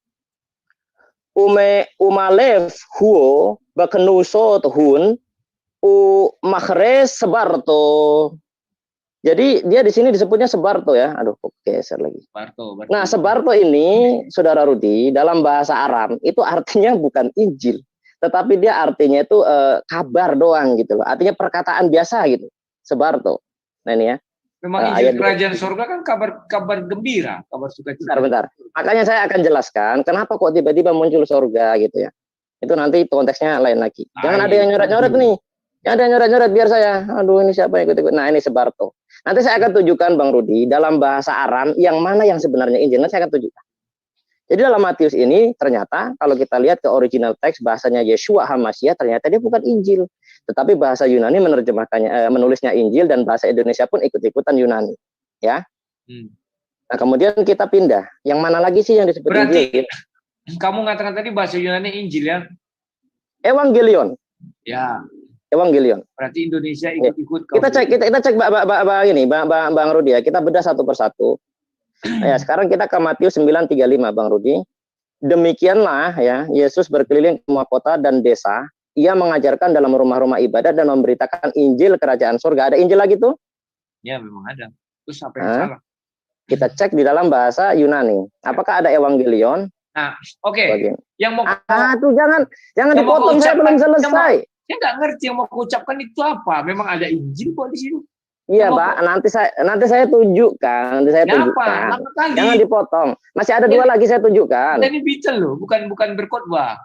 Bukan berkhotbah. Maksudnya saya tuh kalau dalil saya ada 3, saya cuma sampaikan 2, otomatis orang akan tidak paham. Karena itu rangkaian ya. Nah ini kan ini ya. 935 ya. Nah kita cek ke dalam bahasa Yunani. Apakah ada Evangelion di situ? Bizantin. Kai periegen o Yesus tas poleis pasas kaitas komas. Didaskon entais sunagogais auton kai keruson to evangelion. Oh ya, berarti diterjemahkan dari bahasa Yunani. Setuju ya? Nah, sebagai Injil kalau Injil sinoptik itu memang dari bahasa Yunani, bukan Ibrani. Karena dari tadi saya tidak berbicara bahasa Yunani, saya melakukan perbandingan dengan bahasa Aram, Bro Rudi. Anda kurang menyimak. Nah, sekarang kita sampaikan. Makanya itu selesaikan dulu saya. Ini saya mengambil 3 dalil baru sampai 2. Nah, dengarkan dulu. Jadi karena dalil saya itu rangkaian. Kalau putus nanti orang bingung, nggak bisa dipotong karena itu mata rantai. Ya, dengarkan penjelasan dulu. 935. Dan 935 kita cek dalam bahasa Aramaik. Ya, 35. Umet kare huwa Yesu bakanusoto kulhen wapakur yo u malef huwa bakanusotohun u mahres sebarto lagi, bukan evangelion, bro. Ya, terus masalahnya apa? Nah, jadi kalau menurut original teks, kalau menurut teks bahasa Yunani disebut Injil karena dia evangelion, tapi kalau menurut bahasa Aram itu bukan. Nah, tapi apakah ada disebut Injil dalam bahasa Aram? Ada. Nah, ini barulah akhir daripada penjelasan saya tentang bab ini. Saya akan tunjukkan, ya. Ada di dalam Markus, ya. Ini biar Anda tahu konteks bahasa asli. Markus 1 ayat 1. Inilah permulaan Injil tentang Yesus Kristus. Ada Injil ya di situ ya. Ini ya. Lihat ya, sudah dilihat? Iya, kelihatan. Oke. Kita ke bahasa Yunani. Ya. Disantin. Arhe to evangelion Yesu Kristo uyo to teo. Nah, ini ada evangelion. Ya. Berarti bahasa Indonesia satu konteks dengan bahasa Yunani. Nah, kita cek ke dalam bahasa Aram sebagai bahasa sehari-harinya Yesus. Karena dia berbahasa Aram, dia nggak ngerti bahasa Yunani, ya kan? Kita cek. Kenapa Yesus tak bisa bahasa Yunani? Kan pernah Yesus ketemu perempuan Yunani, bahasa Yunani dong. Nanti tunjukkan dalilnya saja ya, kalau memang iya. Nah, ini. Di dalam Markus 1 ayat 1, dalam bahasa Aram, Riso devangelion de Yesu Mesiho brehdaloho. Nah, baru. Jadi kalau menurut perspektif bahasa Aram, Pesita, Matius itu kitabnya tidak pernah disebut Injil, tapi kalau Markus baru iya. Pembuktiannya di sini. Adapun menurut bahasa Yunani, semuanya disebut Injil. Nah, pendapat Anda gimana mengenai hal itu? Ya, semua Injil itu Injil sinoptik karena bukan orang Yahudi yang mengkanon daripada Injil itu, dan orang Yahudi kan tidak percaya Yesus. Ya, saya memahami itu. Saya memahami itu. Udah. Tapi gini, pertanyaan saya, Yesus yang bersangkutan ini dia berbahasa Aram atau Yunani? Yesus bisa bahasa apa aja. Karena dia mana? Tunjukkan. Bisa bahasa Jawa? Oh, Jawa belum ada waktu itu di samping. Tuh, katanya bisa bahasa apa saja. Orang Jawa udah ada di zaman itu. Memang nggak ada orang Jawa di dekat apa itu dekat Ibrani itu ya. Oke, Yesus bisa berbahasa apa saja. Kira-kira dia bisa berbahasa Arab nggak Yesus di zaman itu? Bisa lah, bahasa Yunani. Mana buktinya? Buktinya mana? Anda selalu berkata siapa berdalil harus membuktikan, mana buktinya? Kisah Para Rasul 2 kau baca. Yesus yang mengarunia itu. Ya, dalam bahasa apa? Arab. Kisah Para Rasul 2 ayat 11 mungkin ya. Detail bahasa Arab yang disebut? Ya, kan ada. Coba Yesus yang mengaruniakan. Coba. Ada kisah para kita Rasul. beda. Siapa Anda selalu berkata siapa berdalil harus membuktikan. Nah, Anda yang buktikan. Tadi saya berkata saya buktikan sendiri gitu loh. Admin buka aja tuh Kisah Para Rasul 2 itu. Enggak, ente kan pakai laptop, saya aja pakai HP bisa kok. Oh iya. Kisah Para Rasul 2 ya, ayat 11. Nah. Ini mana share screen-nya nih? Screen. Mana dia?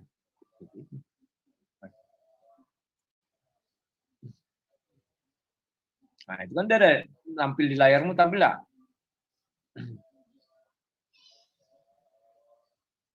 Halo? Ya, screen share sudah nambah. Sudah? Kan sudah jelas itu. Apa itu bunyinya coba? Saya mau dengar. Nggak ada tertulis gitu. Oke. Baik orang Yahudi maupun penganut bergeser-geser ini gimana nih? 11 atau berapa nih? Tunggu. Ayat 10 mulai ya. Tunggu. Nah, ini kan banyak bahasa ini mulai dari 9. Ya, mulai dari 9 bacalah. Ya. Silakan dibaca. Siapa yang baca? Aku atau kau? Ente baca. Ya, tunggu aku lihat dulu ya. Biar jelas. Dari atas saja tuh, dari atas biar satu perikot katanya biar paham itu. Coba dari atas saja. Enggak usah.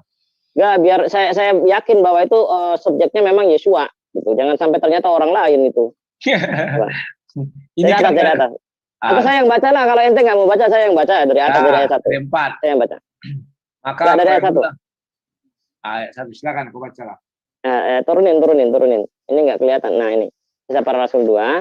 Ketika tiba hari Pentakosta, semua orang percaya berkumpul di satu tempat. 2, tiba-tiba turunlah dari langit suatu bunyi seperti tiupan angin keras yang memenuhi seluruh rumah di mana mereka duduk. 3, dan tampaklah kepada mereka lidah-lidah seperti nyala api yang bertebaran dan hingga pada, mereka masing-masing. 4, maka penuhlah mereka dengan Roh Kudus. Lalu mereka mulai berkata-kata dalam bahasa-bahasa lain seperti yang diberikan oleh Roh itu kepada mereka untuk mengatakannya. 5, waktu itu di Yerusalem diam orang-orang Yahudi yang saleh dari segala bangsa di bawah kolong langit. 6, ketika turun bunyi itu berkerumunlah orang banyak, mereka bingung karena mereka masing-masing mendengar rasul-rasul itu berkata-kata dalam bahasa mereka sendiri. 7, mereka semua tercengang dan heran lalu berkata, bukankah mereka semua yang berkata-kata itu orang Galilea? 8, bagaimana mungkin kita masing-masing mendengar mereka berkata-kata dalam bahasa kita sendiri, yaitu bahasa yang kita pakai di negeri asal kita. 9, kita orang Partia, Media, Elam, penduduk Mesopotamia, Yudea, dan Kapadokia, Pontus, dan Asia. Waduh, Asia juga. Buset. Hebat kan? Tuan kami hebat. Enggak, masa bingung. Asianya mana nih? Vietnam apa Laos gitu? Atau Indonesia gitu loh. Frigia dan Pamfilia, Mesir, dan daerah-daerah Libya yang berdekatan dengan Kirene, pendatang-pendatang dari Roma. 11, baik orang Yahudi maupun penganut agama Yahudi, orang Kreta, dan orang Arab. Kita mendengar mereka berkata-kata dalam bahasa kita sendiri tentang perbuatan-perbuatan besar dilakukan Allah. Dah, situ aja. Ya. Ini siapa yang berkata, bro, dalam bahasa Arab? Duh, siapa yang berkata? Yang memberinya yang kau lihat. Siapa yang beri? Yesus lah, Roh Kudus, guys. Roh Kudus berbeda dengan Yesus, bro. Oh, kok berbeda sih? Nah, sekarang lihat pada saat dia dibaptis oleh Yohanes. Roh Kudus itu siapa? Yesus itu siapa? Jangan kamu asumsi. Saya paham ini ayat-ayat ini. Ya, terus. Aduh, kamu main klaim aja, Rudi. Saya kecewa banget, bener. Saya bukan main klaim. Itu tulisannya jelas-jelas Roh Kudus. Kamu bilang Yesus loh. Loh, Yesus itu kan, Roh Kudus itu kan ada dalam diri Yesus. Yesus itu ada, kan dia bilang, aku akan mengutus Roh Penolong. Kan kata Yesus. Kok kamu jadi larinya ke situ? Kalau dia di dalam dirinya, kenapa dia berubah wujud menjadi merpati? Loh, itulah dibilang kehebatan Tuhan kami tidak seperti Tuhanmu yang nggak bisa langsung. Alasanmu tidak alkitabiah. Coba kamu sebutkan satu ayat di kitab sucimu, di mana Tuhanmu bisa hadir di arsy, bisa hadir di langit, bisa hadir di bumi. Coba sebutkan. Oh, itu alegoris. Itu maknanya adalah kekuasaannya. Bukan alegoris. Coba buktikan sebagai sesuai judul debat kita. Siapa makanya kamu datangkan, kalau setiap kamu mendatangkan dalil, datangkan dalilnya. Nanti kita bedah sesuai keilmuan. Dalilnya. Ini gimana matikan? Ini saya bertanya kepada Anda dari awalnya begini, apa jadarnya ke sini. Saya bertanya kepada Anda, Yesus ngerti nggak bahasa Yunani? Oh, Yesus ngertilah semua bahasa. Orang dia mana buktinya? Mana buktinya dia bercakap-cakap dalam bahasa Yunani mana? Tunggu bahasa Yunani ya. Gimana cara? Ya. Ini yang berkata jangan kasih orang lain loh. Iya. Nanti kamu kasih Paulus lagi, lain lagi itu konteksnya. Tar. Aku lagi bingung ini kayak mana mengapakannya ini. Ini tampilan apanya? Udah nyantai aja lah, nyantai aja. Udah ini layarnya ini loh. Ada ini, kalau aku pilih ini mati nggak nanti nih? New share, mematikan sharing ini gimana nih? Tunggu dulu, matikan dulu nih. Resume share. Biar kau yang matiin bro. Matikan lu. Bentar ya.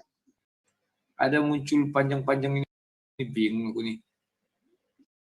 Oh ini ada stop share, udah. Okay, thank you. Nah kalau gini kan enak. Ya, coba buka Markus 7 ayat 26.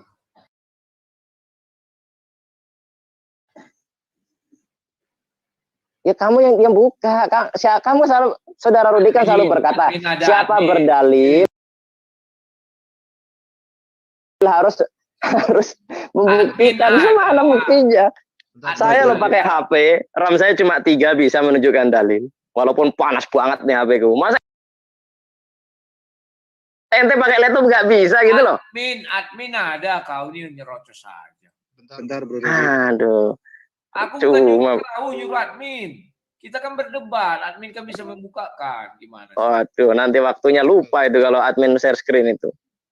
Kok lupa? Kita kan tidak main waktu. Nah ini dah share screen-nya. Markus berapa, Bro Rudi? 7 ayat 26. Oke. Nah, kan itu sudah bisa, gampang kok.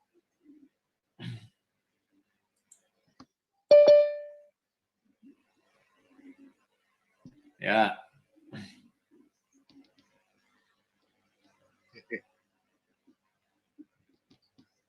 Nampak? Nih. Oke, saya baca ya.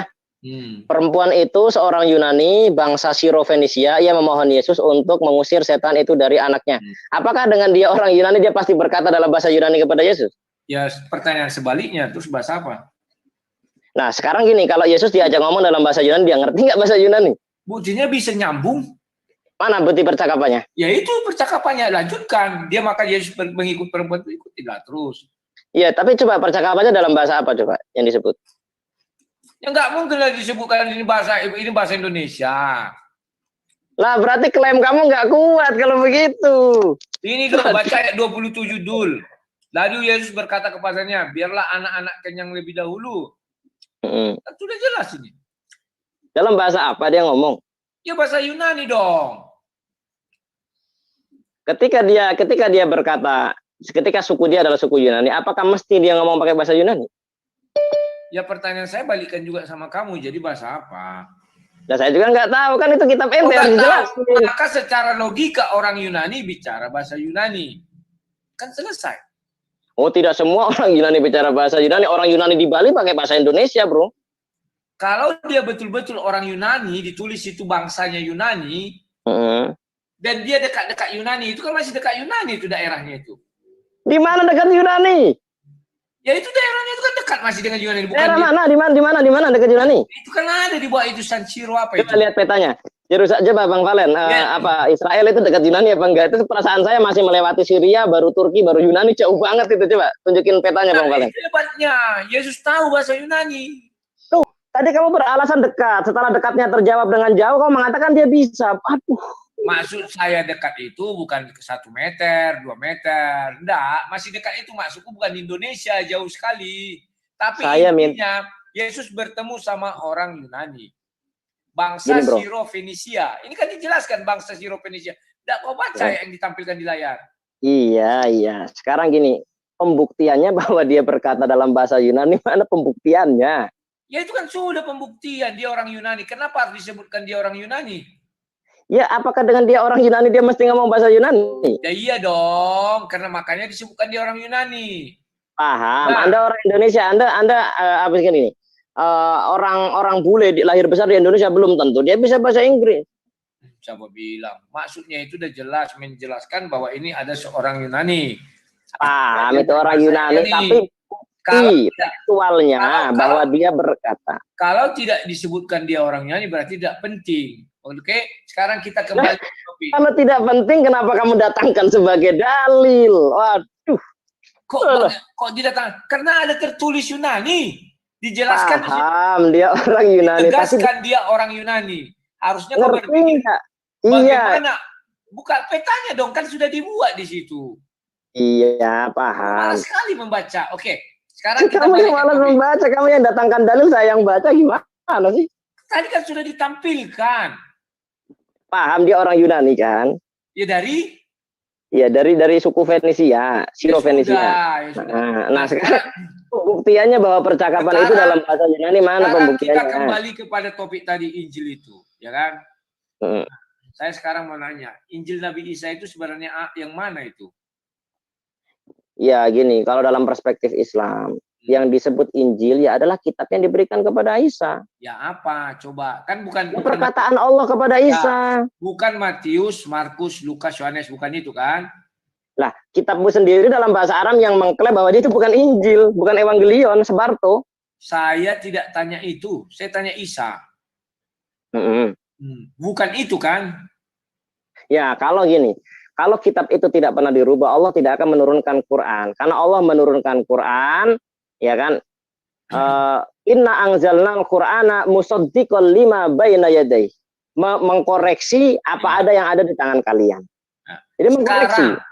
Makanya gini Bro Rudi. Sekarang kamu bilang kalau tidak dirubah. Oke, saya bilang sudah dirubah. Maka tentang Al-Quran kau bilang kan? Ya. Saya tanya Injil Nabi Isa itu yang mana? Ya sudah nggak ada, kan sudah dirubah. Makanya diturunkanlah Quran untuk memperbaiki. Jadi Allah tidak menjaga Injil itu. Kok lucu ya? Tidak, Allah menjaminnya hanya satu. Inna nahnu nazzalna dzikra wa inna lahu lahafidun. Ya. Hanya Quran yang dijaga memang gitu.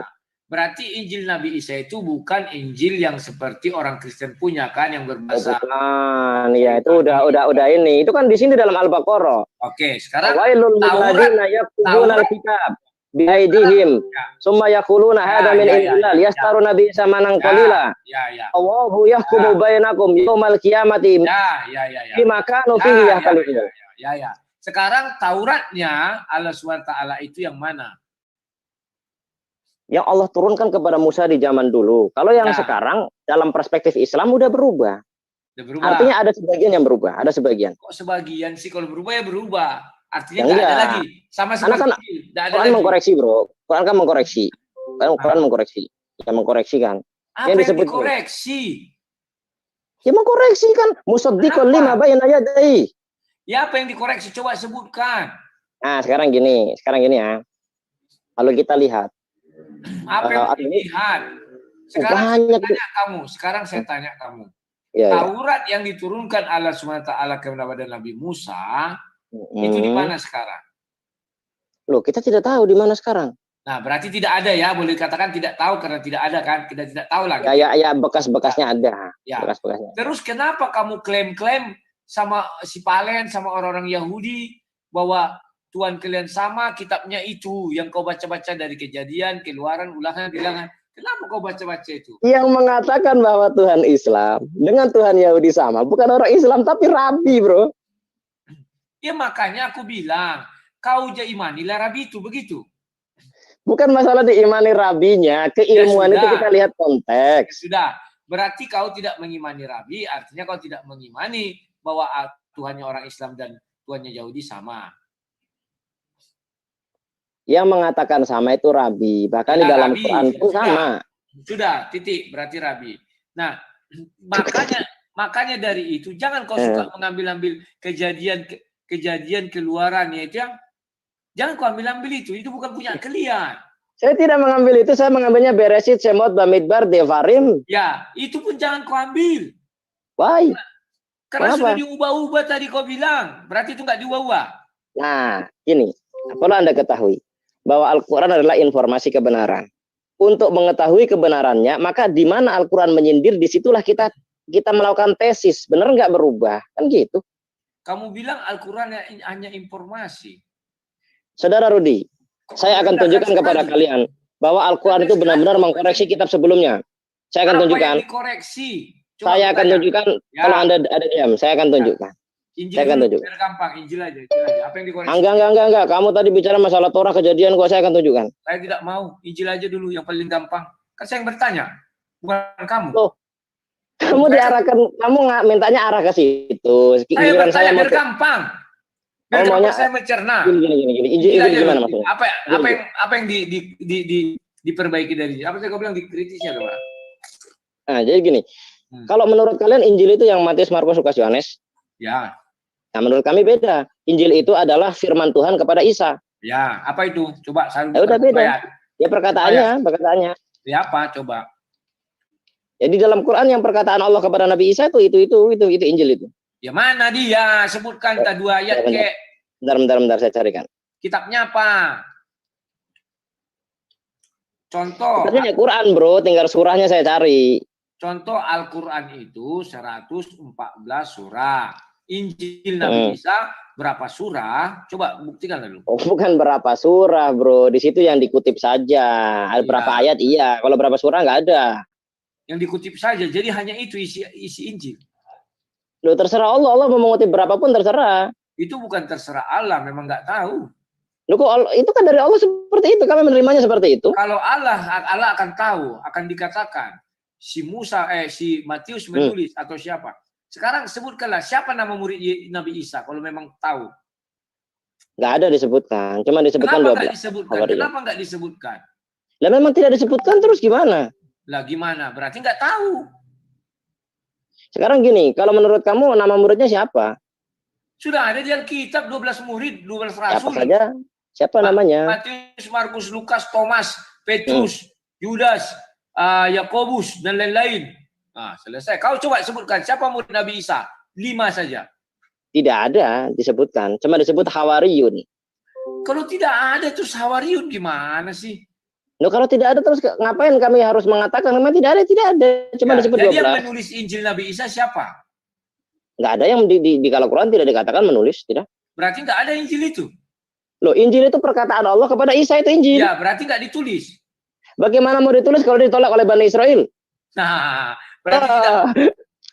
Terus yang dirubah apa? Yang apa yang diubah-ubah? Kamu bilang kitabnya diubah-ubah. Yang mana diubah-ubah? Oke, mari saya tunjukkan. Tunjukkan. Gini. Mana yang Ya. diubah-ubah? Kamu bilang tidak ada ditulis. Terus yang diubah-ubah apa? Dalam perspektif perjanjian baru, kamu mau? Ya, perjanjian baru silakan. Oke. Tergampang. Perjanjian baru itu menggenapi perjanjian lama atau berdiri sendiri? Kenapa? Perjanjian baru menggenapi perjanjian lama atau berdiri sendiri? Kalau Yesus datang untuk menggenapi. Menggenapi, oke. Ya. Nah, sekarang saya bertanya gini. Di perjanjian lama, di manakah orang-orang Israel memanggil Tuhannya dengan sebutan Bapa? Saya tidak bertanya itu. Nah, yang inilah saya bukti. Tanya, mana yang dikoreksi? Memang ada di perjanjian lama ada dikatakan Allah. Allah SWT. Inilah. Memang, loh, itu kan bahasa Arab, bro. Lah itu sudah. Kan kamu mengatakan bahwa Al-Quran mengkritik. Ya, mengkritik. Ya, mana yang dikritik di Injil? Apa yang mau di Injil atau diperbarui? Silakan. Ya, ini saya menjelaskan yang dikritik. Ya, jelaskan apa yang dikritik. Allah. Nah, gini kan, yang dikritik di Injil. Jadi gini. Ya. Yesus tidak disalib. Nabi Isa bentar. Jadi gini, di dalam perjanjian lama tidak pernah umat Tuhan itu memanggil Tuhannya dengan sebutan Bapa. Sekarang muncul di perjanjian baru Tuhan dipanggil Bapa. Nah, itu kan dikritik juga. Memang ada perubahan. Memang perjanjian lama pernah orang-orang Yahudi mengatakan Allah SWT. Loh, enggak pernah. Kan dalam bahasa sudah. Kan lucu pernyataanmu itu. Beda konteks, bro. Sama lah konteksnya. Kalau Allah itu nama pribadi, kalau Bapa itu julukan. Sekarang Oke. Anakmu manggil kamu Bapak. Anakmu manggil kamu Bapak. Ada nggak di perjanjian lama orang membuat nama pribadi Allah itu Tuhan itu Allah SWT? Dan kasih saya. Ya, itu tidak mungkin. Kau mencari kata Allah. Terus yang dikritik apa? Rudi, saya jelaskan sama kamu, Rudi. Saya jelaskan sama kamu ya. Aduh. Allah itu adalah nama Tuhan dalam bahasa Arab. Sedangkan nama Tuhan dalam bahasa Ibrani itu Yod He Vav He. Ya, berarti Tuhan ganti nama. Ini, berarti Tuhan ganti nama. Bukan Tuhan ganti nama, dalam perspektif. Dalam perspektif. Apa lagi dalam perspektif ini? Ya, dengarkan saya dulu. Gini, kamu mencari sebuah nama dalam bahasa Arab di dalam teks berbahasa Ibrani yang nggak akan nemu, bro. Ya, terus apa yang mau dikoreksi? Apakah nama itu juga dikoreksi? Nah, kalau kau mengkoreksi itu, sekarang begini, saya bertanya, di dalam Septuaginta, perjanjian lama dalam bahasa Yunani, perjanjian lama dalam bahasa Yunani. Kita Injil aja lah dulu. Mana Injil yang dikoreksi oleh Al-Quran? Silakan. Injil dikoreksi Al-Quran tadi. Bagaimana Allah itu orang-orang Yahudi tidak pernah menyebut Tuhannya Bapa, tiba-tiba di perjanjian baru Tuhan dipanggil Bapa. Itu koreksi. Bro, begini loh, bro. Kamu mengatakan yang di perjanjian baru itu bukan milik Allah SWT. Bukan, ya buku sudah bukan milik karena sudah dirubah. Ya, kan ada ayatnya. Terus kenapa kamu bilang itu? Nah, makanya kau pahami. Pernah nggak Nabi Isa mengatakan Bapa di dalam kitab Injil yang Nabi Isa itu? Pernah nggak? Nggak pernah. Ya, memang nggak boleh. Apa yang dikoreksi? Qul huwallahu ahad, Allahu samad, lam yalid wa lam yulad. Dia tidak beranak, tidak boleh diperanakan. Bagaimana dia manggil Bapa?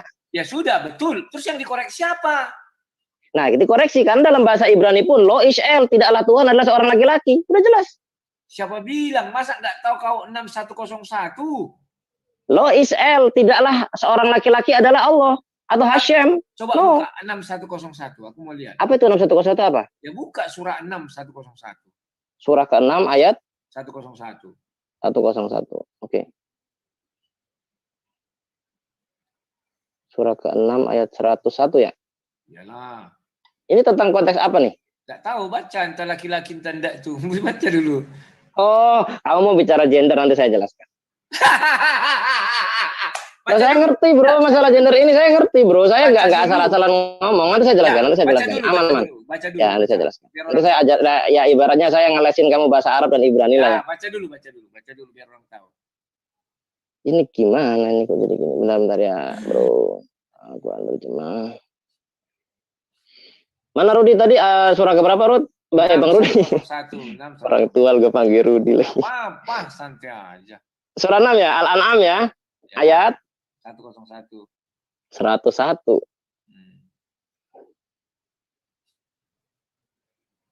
Wah ini sudah melebihi jam ini, katanya 1,5 jam, kayaknya mau 3 jam. Ya udah kita abis ini selesai aja lah, aku udah ngantuk kali. Ya kita supaya jangan dikatakan ada yang mengalah, kita bilang Bang Valen 10 menit lagi ya. Ya. Mau sampai di mana itu? Ya. Ini kan badi usamawati wal ard anna yakunu lahu walad.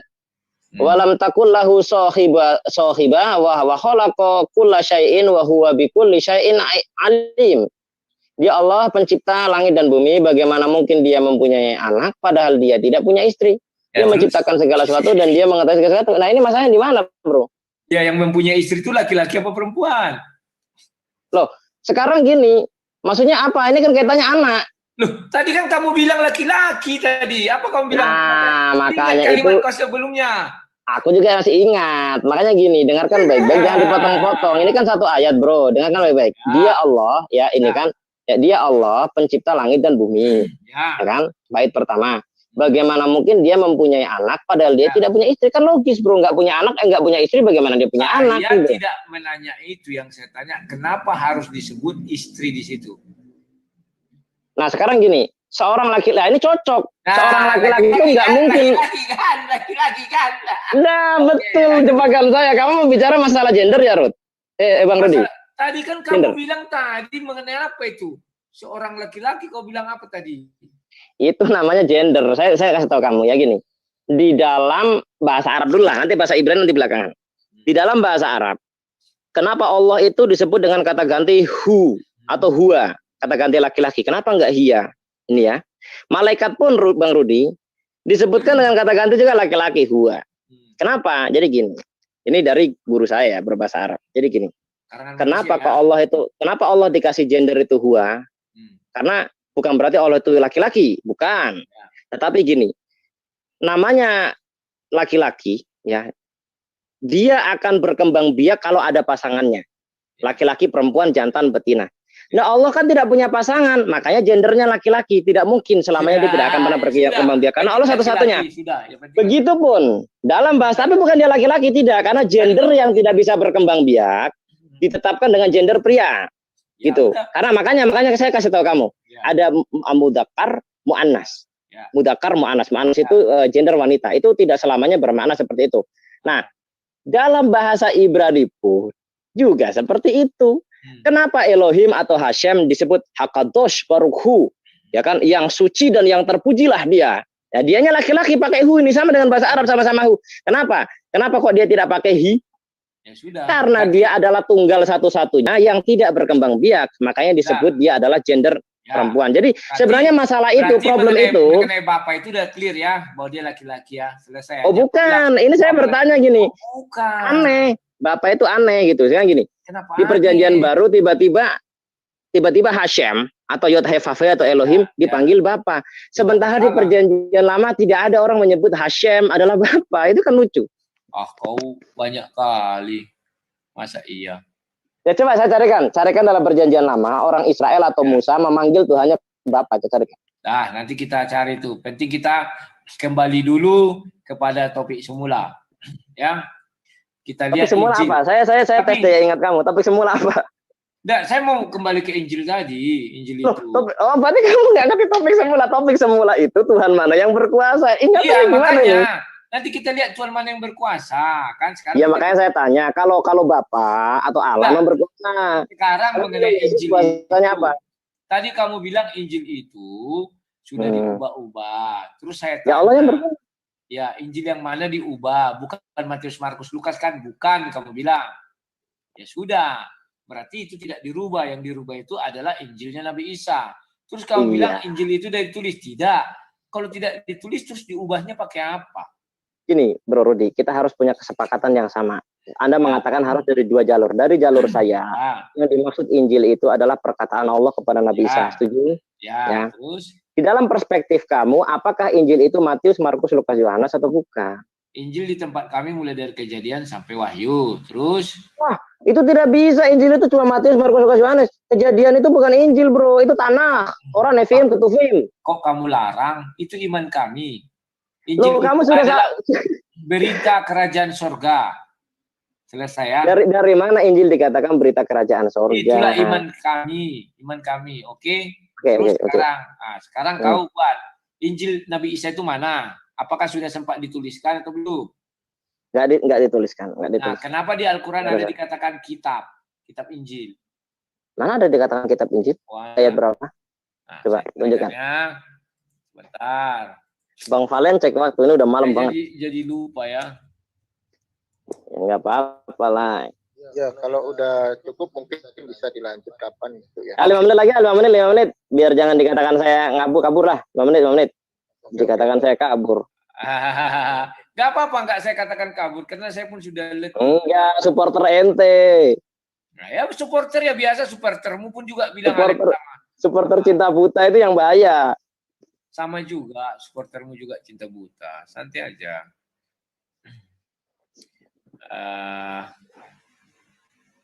Ya.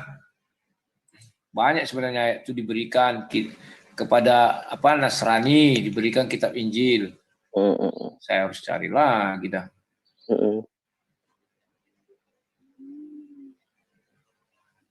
Suara apa itu? Udahlah, besok kita lanjutkan ya. Aku udah ngantuk kali. Oh ya udahlah, kalau begitulah. Emang udah jam 11 juga ini. Ya, oke.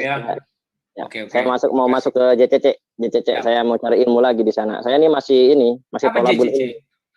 JCC. Zujahidin Comment Center. Oke lah. Oke ya, kita jumpa lagi esok hari. Saya cukupkan dulu sekian karena ada jam 11. Mataku sudah berat, ini kering udah. Oke, sampai jumpa. Saya Liv ya. Sampai jumpa. Oke, sip ya. Ya, selamat malam. Oke, stop live Bang Valen.